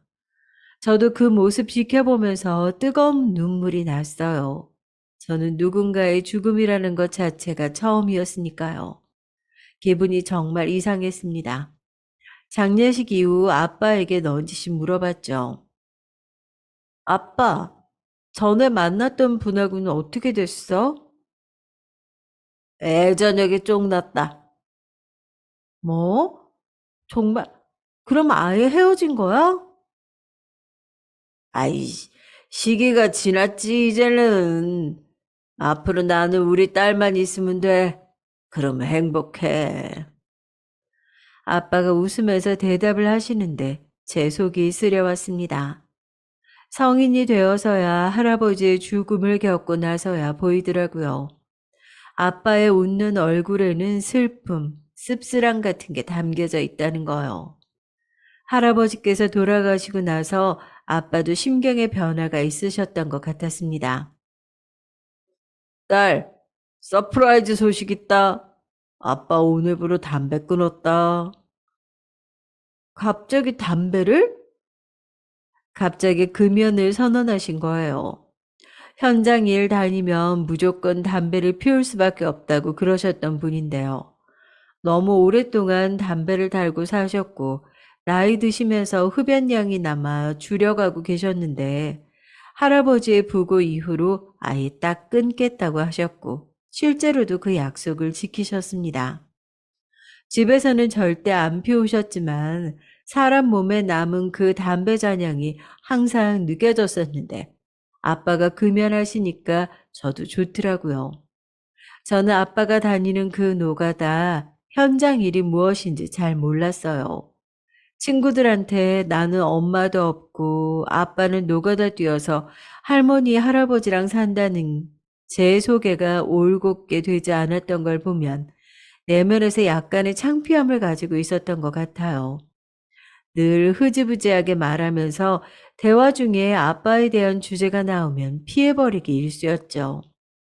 아빠가 딸인 저의 그런 면모를 왜 모르셨겠어요. 그래서 서로 아빠 노가다 얘기는 안 꺼내고 살았습니다. 제가 성인이 되고 나이가 좀 차면서부터 누그러졌죠. 저번에 내가 말했나? 현장에 너만한 나이 또래 녀석이 나왔더라고. 우리 딸이랑 나이 비슷해 보이는데 몇 살이냐고 물어보니까 너보다 3살 위더라. 취업 공부하다가 때려치고 돈 벌러 왔다고 하던데 요령 안 피우고 힘 잘 쓰더만 그 녀석이 어제 생일이라 그러더라고. 그래서 어제 아빠가 좀 늦은 거야. 생일이라는데 어디 그냥 보내면 쓰겠냐? 회식 끝나고 다 같이 빵집 가서 제일 큰 케이크 달라서 생일 노래 들려주고 보냈지. 건실한 녀석 여자친구도 있다더라. 우리 딸은 어디서 남자친구 안 사귀나? 아, 뭐래. 내가 알아서 해. 그래, 그래. 알아서 천천히 만나. 아이, 이왕 안 만나도 되고. 우리 딸 시집 보내기엔 사내 놈들 다 별로야. 아, 진짜. 초를 치세요, 초를 쳐. 재벌가 남자 물어올 테니까 딱 기다려. 나이 먹었다고 성질 누그러진 저와 머리털 빠지기 시작하더니 능글맞아진 아빠는 옛날에 비해 많이 가까워졌어요. 아빠 일 얘기도 자연스럽게 하고 저랑 장난스러운 대화도 나눴고요. 하지만 저의 이면에는 아빠가 모르는 모습이 있었습니다. 저는 대학 입학하면서 생긴 콤플렉스가 있었어요. 2학년 학기 시작하고 나서 제가 친해진 무리가 있었는데 사실은 제가 의도적으로 접근해서 잘 보이려고 애를 쓰며 가까워진 관계였습니다. 왜냐하면 걔네가 학점 관리를 기가 막히게 하는 애들이었거든요. 동기들과도 두루두루 잘 지내는데 학점도 대외 활동도 알짜배기로 챙겨가고 있었죠. 저에게는 선망의 대상이었기 때문에 늘 친해지고 싶단 바람이 있었어요. 그렇게 가까워진 후로 저는 시험 기간에도 걔네랑 어울릴 수 있었는데요. 그러면서 알게 된 사실은 걔네 3명 전부 집안들이 죄다 좋다는 것이었어요.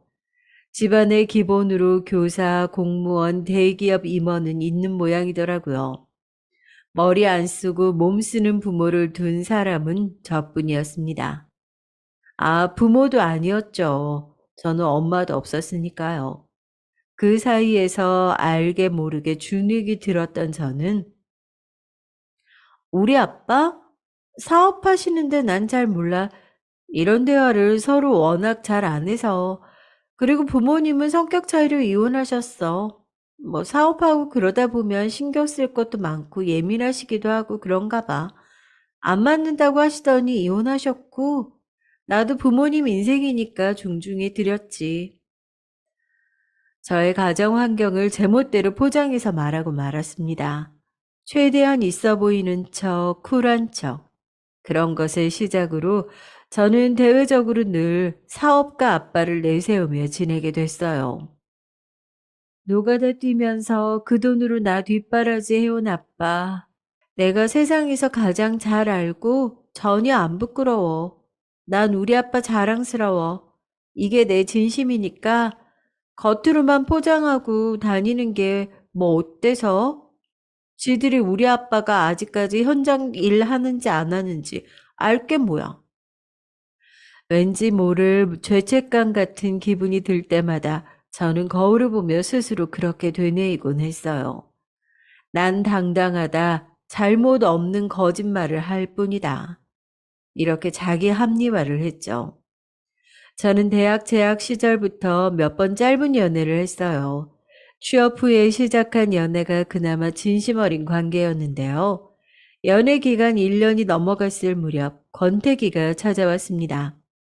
시작은 사소한 말다툼이었는데 그게 제대로 봉합이 안 된 상태에서 계속 만나다 보니까 상대의 단점들이 자꾸 눈에 들어오더라고요. 점점 시큰둥한 태도를 보이는 저에게 실망을 느낀 것은 상대도 마찬가지였고 저희는 이별 앞에 아슬아슬한 상태로 걸쳐져 있었어요. 그 시기에 저는 대학 때 제가 작정하고 친해졌던 동기 중 한 명의 연락을 받게 됐는데 다름 아닌 소개팅 제의였죠. 너 헤어진 거 아니었어? 난 그런 줄 알고 너한테 소개팅 이거 넘기려고 했지.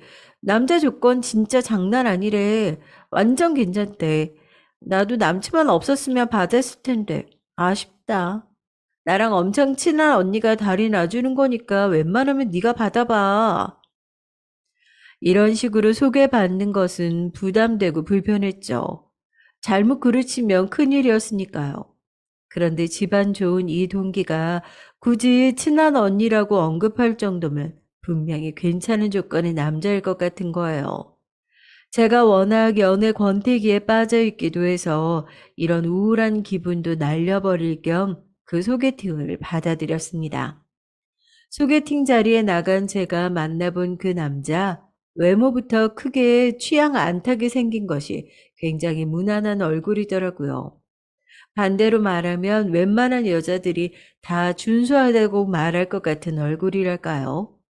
키도 저는 내심 속였을 거라고 생각했는데 사전에 들은 대로 정말 큰 편이었습니다. 식사도 커피도 평범하게 시간이 흘러갔어요.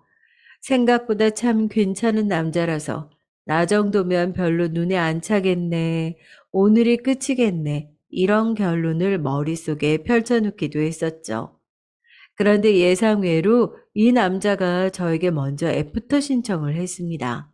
저는 고민 없이 받아들였고 네 번째 만남에서 저희는 사귀기로 했어요. 남자친구가 나중에 알려주기를 처음 만남에서 시종일관 여유로워 보이는 제 모습이 신기했고 그 때문에 가슴이 두근거렸다고 합니다. 저는 아직 전 남자친구와 완전히 관계를 정리 못한 데다가 애프터를 못 받을 거라고 생각했기 때문에 머릿속이 엉망진창이어서 그랬던 것뿐인데 보는 사람 입장에서는 제가 여유로운 태도라고 비춰졌었나 봐요. 새로운 인연을 만났으니 당연히 전 남자친구는 바로 정리를 했습니다. 저한테 다시 생각하라며 갑자기 저를 붙잡길래 당황했지만 제 결심은 확고했어요. 새로운 남자친구에게 저의 정신은 이미 팔려 있었으니까요. 용모도 반듯하고 직장도 괜찮은 것까진 그러려니 했는데 저를 놀라게 한 건 남자친구의 부모님이었습니다. 부친께서 대학 교수라는 거예요. 그리고 모친께서는 영어학원 대표라고 했습니다. 역시 끼리끼리 어울린다는 말이 맞았어요. 그 동기와 친한 언니가 연결해준 이상 남자친구의 집안도 좋을 수밖에 없었나 봅니다. 저희 아빠가 사업가이신 줄은 아는 남자친구 때문에 뜨끔해서 양심에 찔리는 순간들이 많았지만 그건 초반에만 그랬을 뿐 연애를 이어가면서 그런 증상 또한 희미해져만 갔어요. 우습게도 저 또한 어느 순간부터 우리 아빠는 사업가라고 자연스레 머릿속에 인을 박아놨더라고요. 배경이 사람을 만든다더니 부친이 무려 경제학 교수라는 말을 듣고 나서부터는 남자친구가 아주 지적인 남자로 보이기 시작했습니다. 강사도 아니고 대학 교수라니 생각만 해도 너무 멋있었어요. 그리고 모친께서 운영하신다는 영어 학원은 온라인 강의에 주 초점을 둔 곳이었습니다. 직장인들한테도 인기 많다면서 남자친구가 수업 한번 들어보겠냐 해서 저도 온라인 수업을 수강해 봤어요. 물론 저는 공짜였습니다. 남자친구 하나 바뀌었을 뿐인데 제 일상의 질이 놀라울 만큼 올라가더라고요. 데이트할 때면 당연하게 남자친구가 몰고 나타나는 외제차, 각종 전시회며 공연장을 꿰고 있는 문화교양 수준, 처음 발을 들여본 회원제로 운영되는 고급바, 가끔 분위기 잡는다고 찾아가는 레스토랑들은 눈이 휘둥그레질 정도로 럭셔리했어요. 남자친구와의 연애는 저에게 새로운 세상이었고요. 그리고 저는 그 세상에서 되도록이면 오래오래 살고 싶다는 부푼 희망을 품게 됐습니다. 그런 희망은 남자친구의 모친 되시는 분을 우연히 마주치게 되면서 더욱 구체적이 되어갔죠. 강남역 부근에서 데이트를 하고 있었는데 남자친구가 문득 우리 엄마가 하시는 학원 요즘 온라인 수업이 여기 근처에서 촬영하고 있는데 한번 가볼래? 이렇게 물어보기에 저도 현장이 궁금했던 차라서 단번에 그러자고 했습니다. 강남역 출구에서 엎어지면 코 닿을 거리에 있는 대형 빌딩, 그곳의 한 층에서 룸들을 대여해서 진행이 되고 있더라고요. 어떻게 돌아가고 있나 그냥 방 앞을 다니면서 구경하고 있었는데 그때 마침 모친께서 오셨어요. 알고 보니 남자친구가 언지를 준 모양이었지만요. 어머나, 얘기 많이 들었어요. 우리 태연이 여자친구? 정장 자켓 위에 쇼를 두르고 장갑을 끼고 계셨는데 너무 우아해 보이셨습니다. 키가 어느 정도 있으신데도 힐을 신으셔서 쫙 뻗은 신장마저 카리스마가 느껴졌고요. 제가 사진으로만 얼핏 접해왔으나 머릿속으로 그려냈던 고상함과 실물이 정말 맞아떨어지는 것에 저는 이유 모를 희열감이 들었어요. 저는 최대한 밝으면서도 공손한 이미지를 심어드리려고 잔뜩 신경을 쓰면서 인사를 드렸죠. 제가 영어 수업에 관심이 많다고 말씀을 드렸더니 언제든지 직장인 대상 비즈니스 회화 코스를 들어도 된다면서 무료로 제공해 주시겠다고 하시는 겁니다. 우리 아들이 데이트하겠다는데 엄마로서 이 정도 신경을 써줘야지? 저랑 남자친구를 번갈아 보시면서 활짝 웃으시는데 그것마저도 위트와 기품이 넘쳐 보여서 제 가슴이 두근거렸어요. 4년제 대학교 경제학과 교수, 강남에서 수업바에 잘 나가는 영어학원 대표, 그 잘난 부모가 키워낸 아들이 나를 좋아하고 있다니. 이건 두 번 다시 없을 인생 최고의 기회라는 생각이 들었습니다. 솔직히 말해서 저는 그 시점부터 머릿속에 온통 결혼에 대한 열망뿐이었어요. 그런 와중에 아빠가 저한테 남자친구랑 싸웠다더니 아직도 화해 안 했냐고 뭐 그런 걸 물어보시길래 짜증이 났죠. 뭐? 아빠, 내가 걔랑 헤어진 지가 언젠데 그런 걸 물어봐. 그래? 나는 네가 말을 안 하니까 미처 몰랐지. 인상 선하고 성격 좋은 놈이더만. 왜 헤어졌대? 결혼 얘기 꺼낼 줄 알았는데 설마 네가 차인 건 아니지? 당연히 아니지. 그런 찐따랑 내가 계속 만날 줄 알았어? 나 이제 결혼 생각할 나이야. 조그맣게 백반집이나 하고 그러는 집에 내가 시집 갈 것 같아? 말도 안 되는 소리 하고 있어. 나 따로 만나는 사람 있으니까 그런 줄 알아. 새로 좋은 사람 만나는 건 다행이지. 그런데 아빠는 우리 딸이 언제부터 그런 거 다 계산해 가면서 사람 만났는지 모르겠네. 저의 반응에 아빠는 적잖이 당황하신 반응이었어요. 제 눈에 좋은 사람이라면 무조건 오케이라는 말씀도 덧붙이시면서 표정에는 씁쓸함이 담겨 있었습니다. 그러거나 말거나 저는 남자친구와 얼른 결혼하고 싶다는 생각뿐이었어요.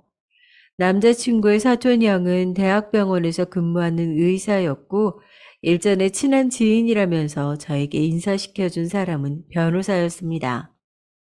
와, 정말 딴 세상이었어요. 제가 가지지 못한 엘리트 계급이라는 배경, 그것에 콤플렉스가 있었던 저는 그 세상으로 편입할 수만 있다면 어떤 것이라도 해줄 수 있을 것만 같은 심정이었습니다. 그래서 1주년 데이트 때 남자친구의 입에서 결혼이란 단어가 나오기를 바랬어요. 결국 먼저 꺼내지 않길래 나는 비혼, 비출산 이런 거랑은 확실히 신념이 없는 것 같아. 난 사랑하는 사람 있으면 이왕 결혼 빨리 해서 하루라도 더 부부가 함께 사는 삶을 누리고 싶어. 아이도 더 젊을 때 낳을수록 좋은 것 같고. 제가 슬쩍 이런 말을 흘렸습니다. 그랬더니 남자친구가 생각에 잠긴 얼굴이 되더라고요. 그리고 다음 주에 남자친구가 이런 말을 했어요. 부모님들 모시고 식사 자리 한번 갖자고요. 제가 그게 뭐냐면서 갑자기 어려운 자리를 왜 갔냐고 결혼이라도 하자는 거냐면서 장난스럽게 물어봤죠. 그런데 남자친구가 진지하게 눈을 빛내면서 이러는 겁니다. 너도 알지만 난 우리 부모님 전폭적인 지원하에 살아왔잖아. 미국 나가 있는 우리 누나보다도 솔직히 내가 더 애정 많이 받아왔던 것 같고. 그래서 난 우리 부모님 눈에 차는 사람하고 결혼하고 싶은 마음이 되게 커. 우리 아버지가 살짝 예민하신데 사회에서 도태된 계층이라고 할까, 부류라고 해야 할까. 그런 사람들 별로 가까이 하고 싶지 않아 하시거든. 그런데 내가 결혼 생각을 하고 있는 여자친구 아버님께서 사업하신다고 하니까 상당히 긍정적으로 보신 것 같아.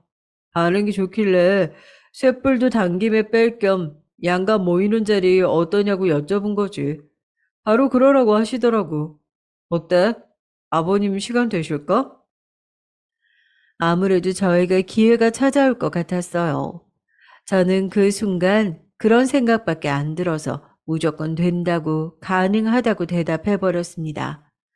그리고 나서 집에 오니까 머릿속이 멍해져 있었죠. 이미 돌이킬 수 없는 강을 건너버렸고 저는 일을 저질러 버린 후였습니다. 이제와 수습할 수 있는 정도가 아니란 것을 저는 알고 있었어요. 지금까지는 아빠가 뼈 빠지게 벌어오신 돈으로 부족함 없이 살았고 제가 취업을 해서 돈을 벌기 시작하면서 수중에 여유란 게 생긴 것이었는데요. 아빠가 사업가라고 거짓말을 해놓은 마당에 그런 집안과 결혼하기 위해서 필요한 초기 혼수 자금은 할머니께서 저랑 아빠에게 주신 한 땅을 앞세우면 어떻든 될 것 같았어요. 할머니의 본적이 경기도 광주인데 거기에 땅이 있었거든요.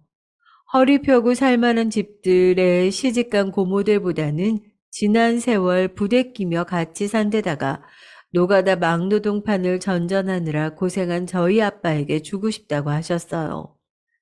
그런 거에 욕심 안 난다고 하신 아빠는 그 땅을 제가 결혼하게 되면 저에게 주고 싶다는 뜻을 내비치셨죠. 나름 제 머릿속에는 상황과 계산들이 맞아가고 있었습니다. 여차저차 어떻게든 위기를 넘길 수 있을까. 이런 망상을 펼치면서 드디어 아빠에게 사실을 털어놨죠. 나 그 집에 아빠가 사업가라고 말해놨어. 뭐? 사업가?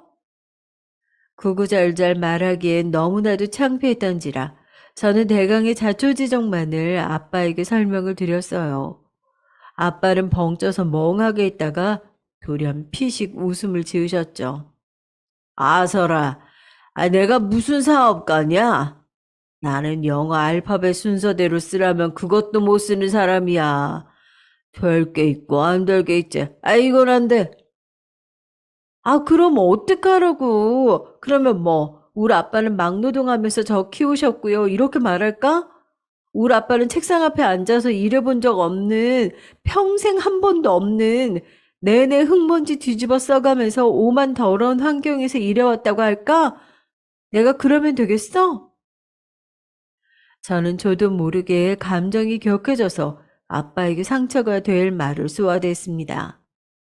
멋쩍게 웃던 아빠의 얼굴에서 그마저의 미소가 걷어지고 음울함이 자리하는 걸 보면서도 저는 멈추지 않았죠. 어차피 이 고비만 넘기면 되잖아. 내가 뭐 아빠 보고 진짜로 사업가 되어달래? 그쪽은 교수님이라서 바쁘시대. 그리고 내년이 마침 안식년이래. 큰딸도 볼 겸 이제 미국 들어가신다는데, 응? 이런 기회가 어딨어. 얼른 결혼해 치우면 딱이란 걸 아빤 모르겠어? 제가 간절하게 설득해봤지만 아빠는 이게 될 일이 아니라며 한숨과 함께 고개를 떨구셨습니다. 초라해진 아빠의 모습에 가슴이 아릿해지기보단 아빠가 이런 상황에서 저의 편을 들어주지 않는다는 것에 저는 화가 나서 눈물이 차올랐어요. 됐어. 알았어. 나 결혼 안 할게. 노처녀로 늙어 죽지 뭐. 아니면 나처럼 편부모 가정 집안 사람 만나면 되겠다. 수준 맞게. 그럼 되겠네. 되는 대로 말을 뱉다가 감정이 끝까지 차오른 저는 자리에서 일어나 제 방으로 뛰어들어갔어요. 그대로 침대 위에 엎어져서 머리가 깨질 만큼 아프게 울어젖혔죠. 어린애도 아닌데 뭐가 그렇게 그 상황에서 서러웠는지 모르겠어요. 한참 울고 났는데 문득 목이 말라서 방을 나가보니 아빠가 그대로 부엌 식탁에 앉아 계셔서 제가 흠칫 놀랐습니다. 저는 눈치를 살피면서 물을 마시러 갈까 말까 고민하다가 이미 나와버린 걸 어쩔 수 없다 싶어서 부엌으로 갔어요. 컵에 물을 따르는데 등 뒤에서 아빠의 목소리가 들렸습니다. 한껏 잠긴 목소리였어요. 그만큼이나 깊은 고민에 잠겨 계셨을 테죠. 딸, 생각해 봤는데 아빠가 정장은 괜찮은 게 있는데 말이야. 넥타이가 죄다 너무 올드하다. 우리 딸이 젊은 감각으로 골라줘봐. 사업가 아빠 폼나게. 제가 깜짝 놀라서 돌아보니까 아빠가 힘 빠진 미소를 짓고 계셨습니다. 사업가 아빠로 그 자리에 나가겠다는 말에 저는 이루 말할 수 없는 감격을 느꼈어요. 정말 창피하고 민망하고 그러면서 죄송스럽고 감사했죠. 대충 사업장 차려놓고 일은 실무진들이 따로 해서 밖으로만 나다니느라 사업 잘 모른다고, 체계 어떻게 돌아가는지 모른다고 하면 가장 그럴싸할 것 같다고 제가 아빠에게 잘 일러드렸습니다. 저의 말뜻을 이해하셨는지 마셨는지 아빠는 그저 웃으면서 고개를 끄덕이는 게 전부라서 전날 밤에 저는 긴장으로 잠을 설쳤어요.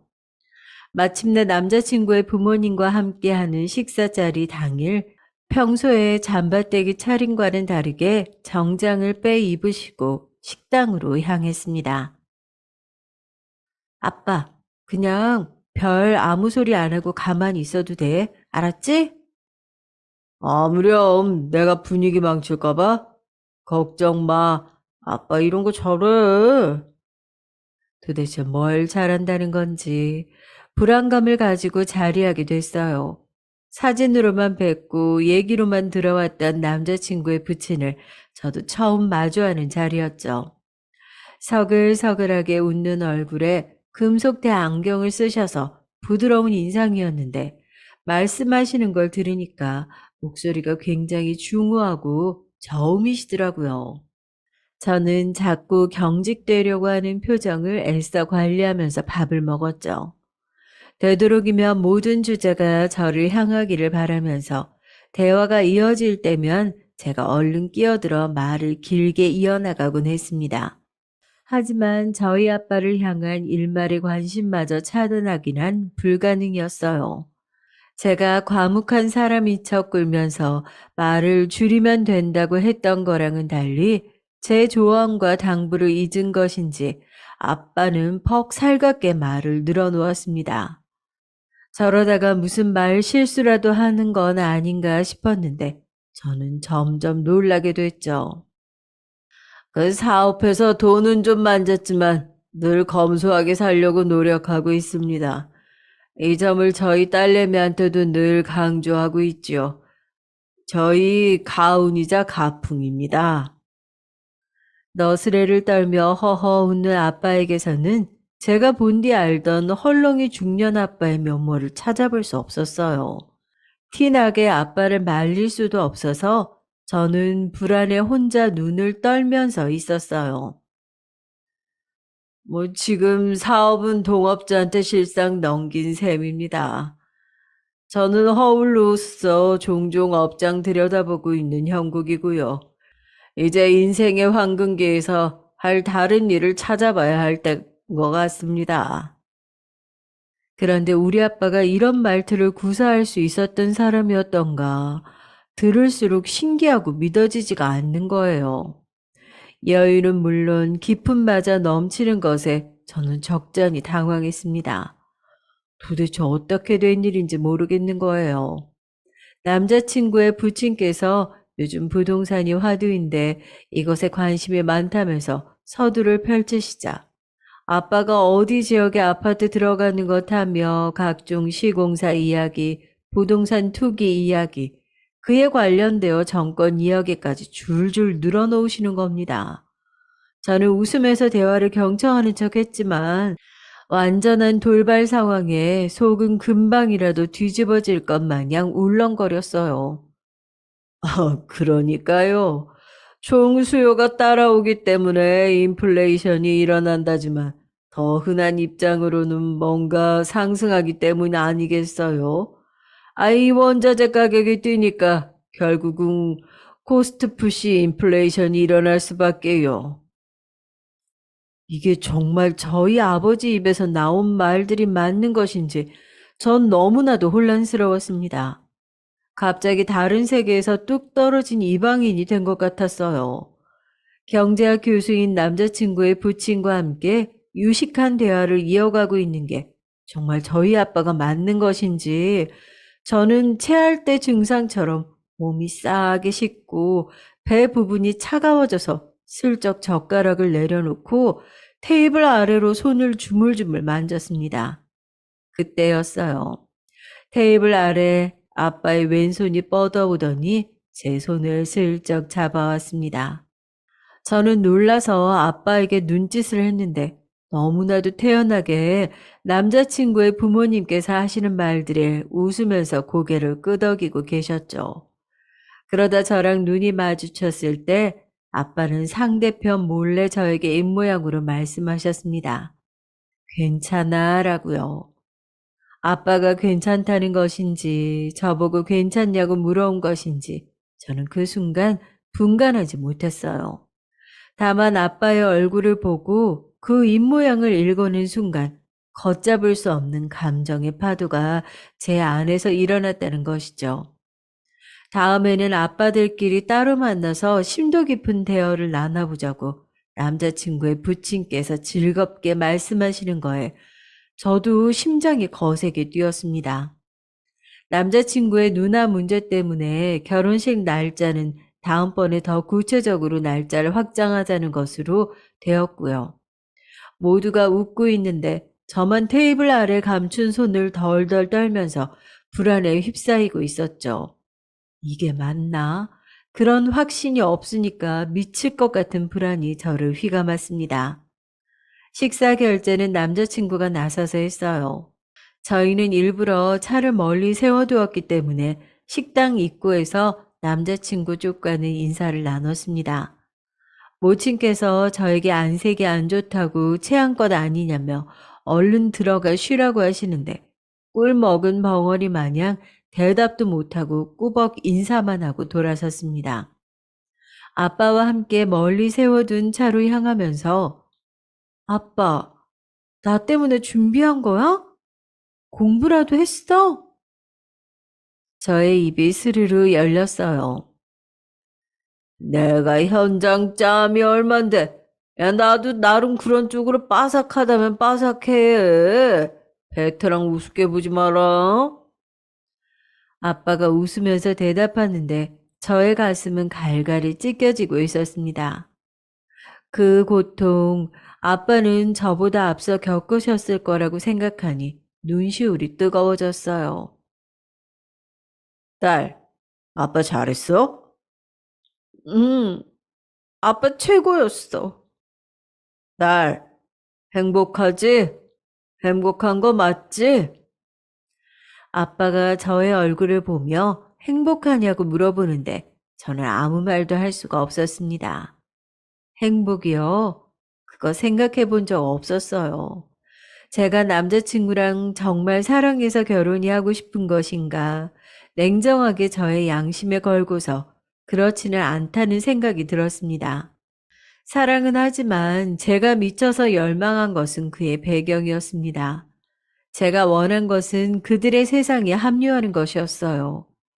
제가 걸음을 멈추자 아빠도 따라서 멈추시곤 저를 걱정스런 표정으로 쳐다보셨습니다. 저는 오래전 마주한 엄마의 얼굴을 떠올려냈어요. 약간의 경멸과 짜증이 담겨있던 그 표정이 제가 본 엄마의 마지막이었습니다. 아무한테도 말한 적 없었지만 저는 제가 20살이 되었을 때 제 고등학교 졸업식에 엄마가 와주지 않을까 내내 기다렸어요. 추우니까 이만 가자는 할아버지 할머니에게 남몰래 물어보고 싶었어요. 저희 엄마 연락 온 거 없었어요? 정말요? 우리 엄마인데 그럴 리가 없는데. 그런 말은 속으로만 삼켰지만요. 저는 결혼한다면 행복한 가정을 가지고 싶었습니다. 부부간의 신뢰를 바탕으로 형성된 단단한 가정을요. 아빠, 정말 미안한데 잠깐 여기서 기다리고 있을래? 저는 당장이라도 눈물이 쏟아질 것 같은데 아빠 앞에서 그럴 수가 없어서 다급하게 말하고 돌아섰습니다. 그리고 식당의 주차장 방향으로 달렸어요. 저기 멀리 차에 올라타고 있는 남자친구와 그의 부모님이 보였습니다. 제가 막 달려오는 모습에 놀라서 다들 멈칫했죠. 죄송해요. 죄송합니다. 제가, 제가 거짓말을 했어요. 턱까지 차오른 숨을 내쉬며 제가 이실직고를 뱉었습니다. 저는 몸을 떨면서도 이걸 멈출 수가 없었어요. 지금이 아니면 제대로 된 용기를 낼 수 없을 것 같았고, 무엇보다 오늘 이대로 아빠를 팔아먹은 딸로 남고 싶지 않았기 때문입니다. 저희 아빠 사업하신 적 없으세요. 소위 그 막노동이라고 하는 일을 쭉 해오셨고요. 현재도 그쪽 현장 일 하십니다. 눈물이 후두둑 떨어져서 차라리 다행이었어요. 눈물 때문에 시야가 흐려져서 경악에 가득 찬 얼굴들이 저를 향한 충격과 실망의 시선들이 정확히 보이지 않았거든요. 제가 집안 수준으로 실망시켜 드릴까봐 거짓말을 했어요. 아빠한테 연기해달라고 제가, 제가 그랬습니다. 죄송합니다. 정말 미안해, 오빠. 그동안 속여와서. 남자친구는 1년 넘게 봐온 제가 내내 알아왔던 사람과 다르단 것에 많이 놀란 눈치였어요. 당연한 얘기지만요. 부친께서는 거의 숨을 토하셨습니다. 아니, 이런 경우 없는 아가씨를 봤나? 지금 너무 당황스럽네요. 이렇게 되면 당연히 결혼 얘기는 무효예요. 원 당황스러워서 내 얼굴이 다 화끈거리네. 모친께서도 씩씩거리더니 먼저 차에 올라타셨어요. 남자친구는 허탈한 눈빛으로 저를 가만히 쳐다보다가 자기 부모님을 따라서 차에 탔고 제 시야에서 멀어져 갔습니다. 저는 간신히 울음을 삼켜내면서 아빠에게로 돌아갔죠. 아빠는 차에 가시지 않고 그 자리에서 저를 기다리고 계셨습니다. 이게 아빠의 인생을 보여주는 것 같아서 저는 다시 울음을 터뜨렸어요. 아빠, 내가 내 손으로 다 망쳤어. 아빤 나를 위해 그렇게 해줬는데 내가 다 망쳐버렸어. 미안해. 근데 이게 맞는 것 같아, 아빠. 놀란 표정이 된 아빠는 이윽고 저를 천천히 안아주셨습니다. 우리 딸, 괜찮어? 이런 순간마저도 오로지 저를 걱정하며 제 안위만 중요한 아빠. 제가 얼마나 그간 불효녀였던가를 깨우치며 그 품에 안겨서 저는 속 시원히 울었습니다. 제 안의 콤플렉스가 이 눈물과 함께 빠져나가길 바라면서요. 집에 가서 아빠랑 술 한잔 했습니다. 아빠랑 마주 앉아서 술을 하는 게 처음이라는 것에 저는 또 눈물이 날 것 같았죠.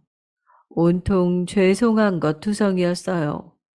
아빠도 연신 눈물을 삼키셨는데 많은 의미가 깃들어 있는 것을 저는 알았습니다. 그 역동의 밤이 저물고 새로운 새벽이 밝아와도 저희 부녀의 대화는 계속 이어졌죠. 서로 그렇게 진솔한 속마음을 터놓는 자리가 그런 순간이 처음이었어요. 물론 남자친구와는 헤어졌습니다. 네가 속인 거 주위 아무한테도 말 안 할게. 대신 너도 내 얘기 아무한테도 하고 다니지 마라. 우리 결혼 얘기 나온 적도 없는 거야. 그런 걸로 해. 서로 뒤끝 없이 깔끔하게 정리하자. 저는 남자친구의 이별 통보를 받아들였습니다. 쓸쓸한 연말을 맞이했지만 저에게는 아빠가 있었어요. 그걸로 행복이었습니다. 너는 현재 결혼할 남자도 없어. 크리스마스에 집에만 있는다고 할머니께서 타박하셨는데 그 순간 아빠랑 눈이 마주쳐서 어색한 헛기침이 나왔습니다. 아닌데? 할머니가 광주 댁에 다녀오시는 동안 많은 일이 있었는데 나중에 알려드릴게. 얘는 참, 나 죽으면 알려주겠네. 할머니의 타박에 제가 피식 웃었는데 보니까 아빠도 킥킥 웃고 계시더라고요. 유튜브 사연 채널을 할머니 덕분에 알게 됐는데 이거 보시는 거 아닌가 모르겠네요. 앞으로 할머니, 아빠를 위해 효도하는 삶을 살 거예요. 평생 속죄하는 마음으로요. 그러니 저 조금만 더 지켜봐 주세요. 그리고 아빠 사랑합니다. 정말로 많이 사랑합니다.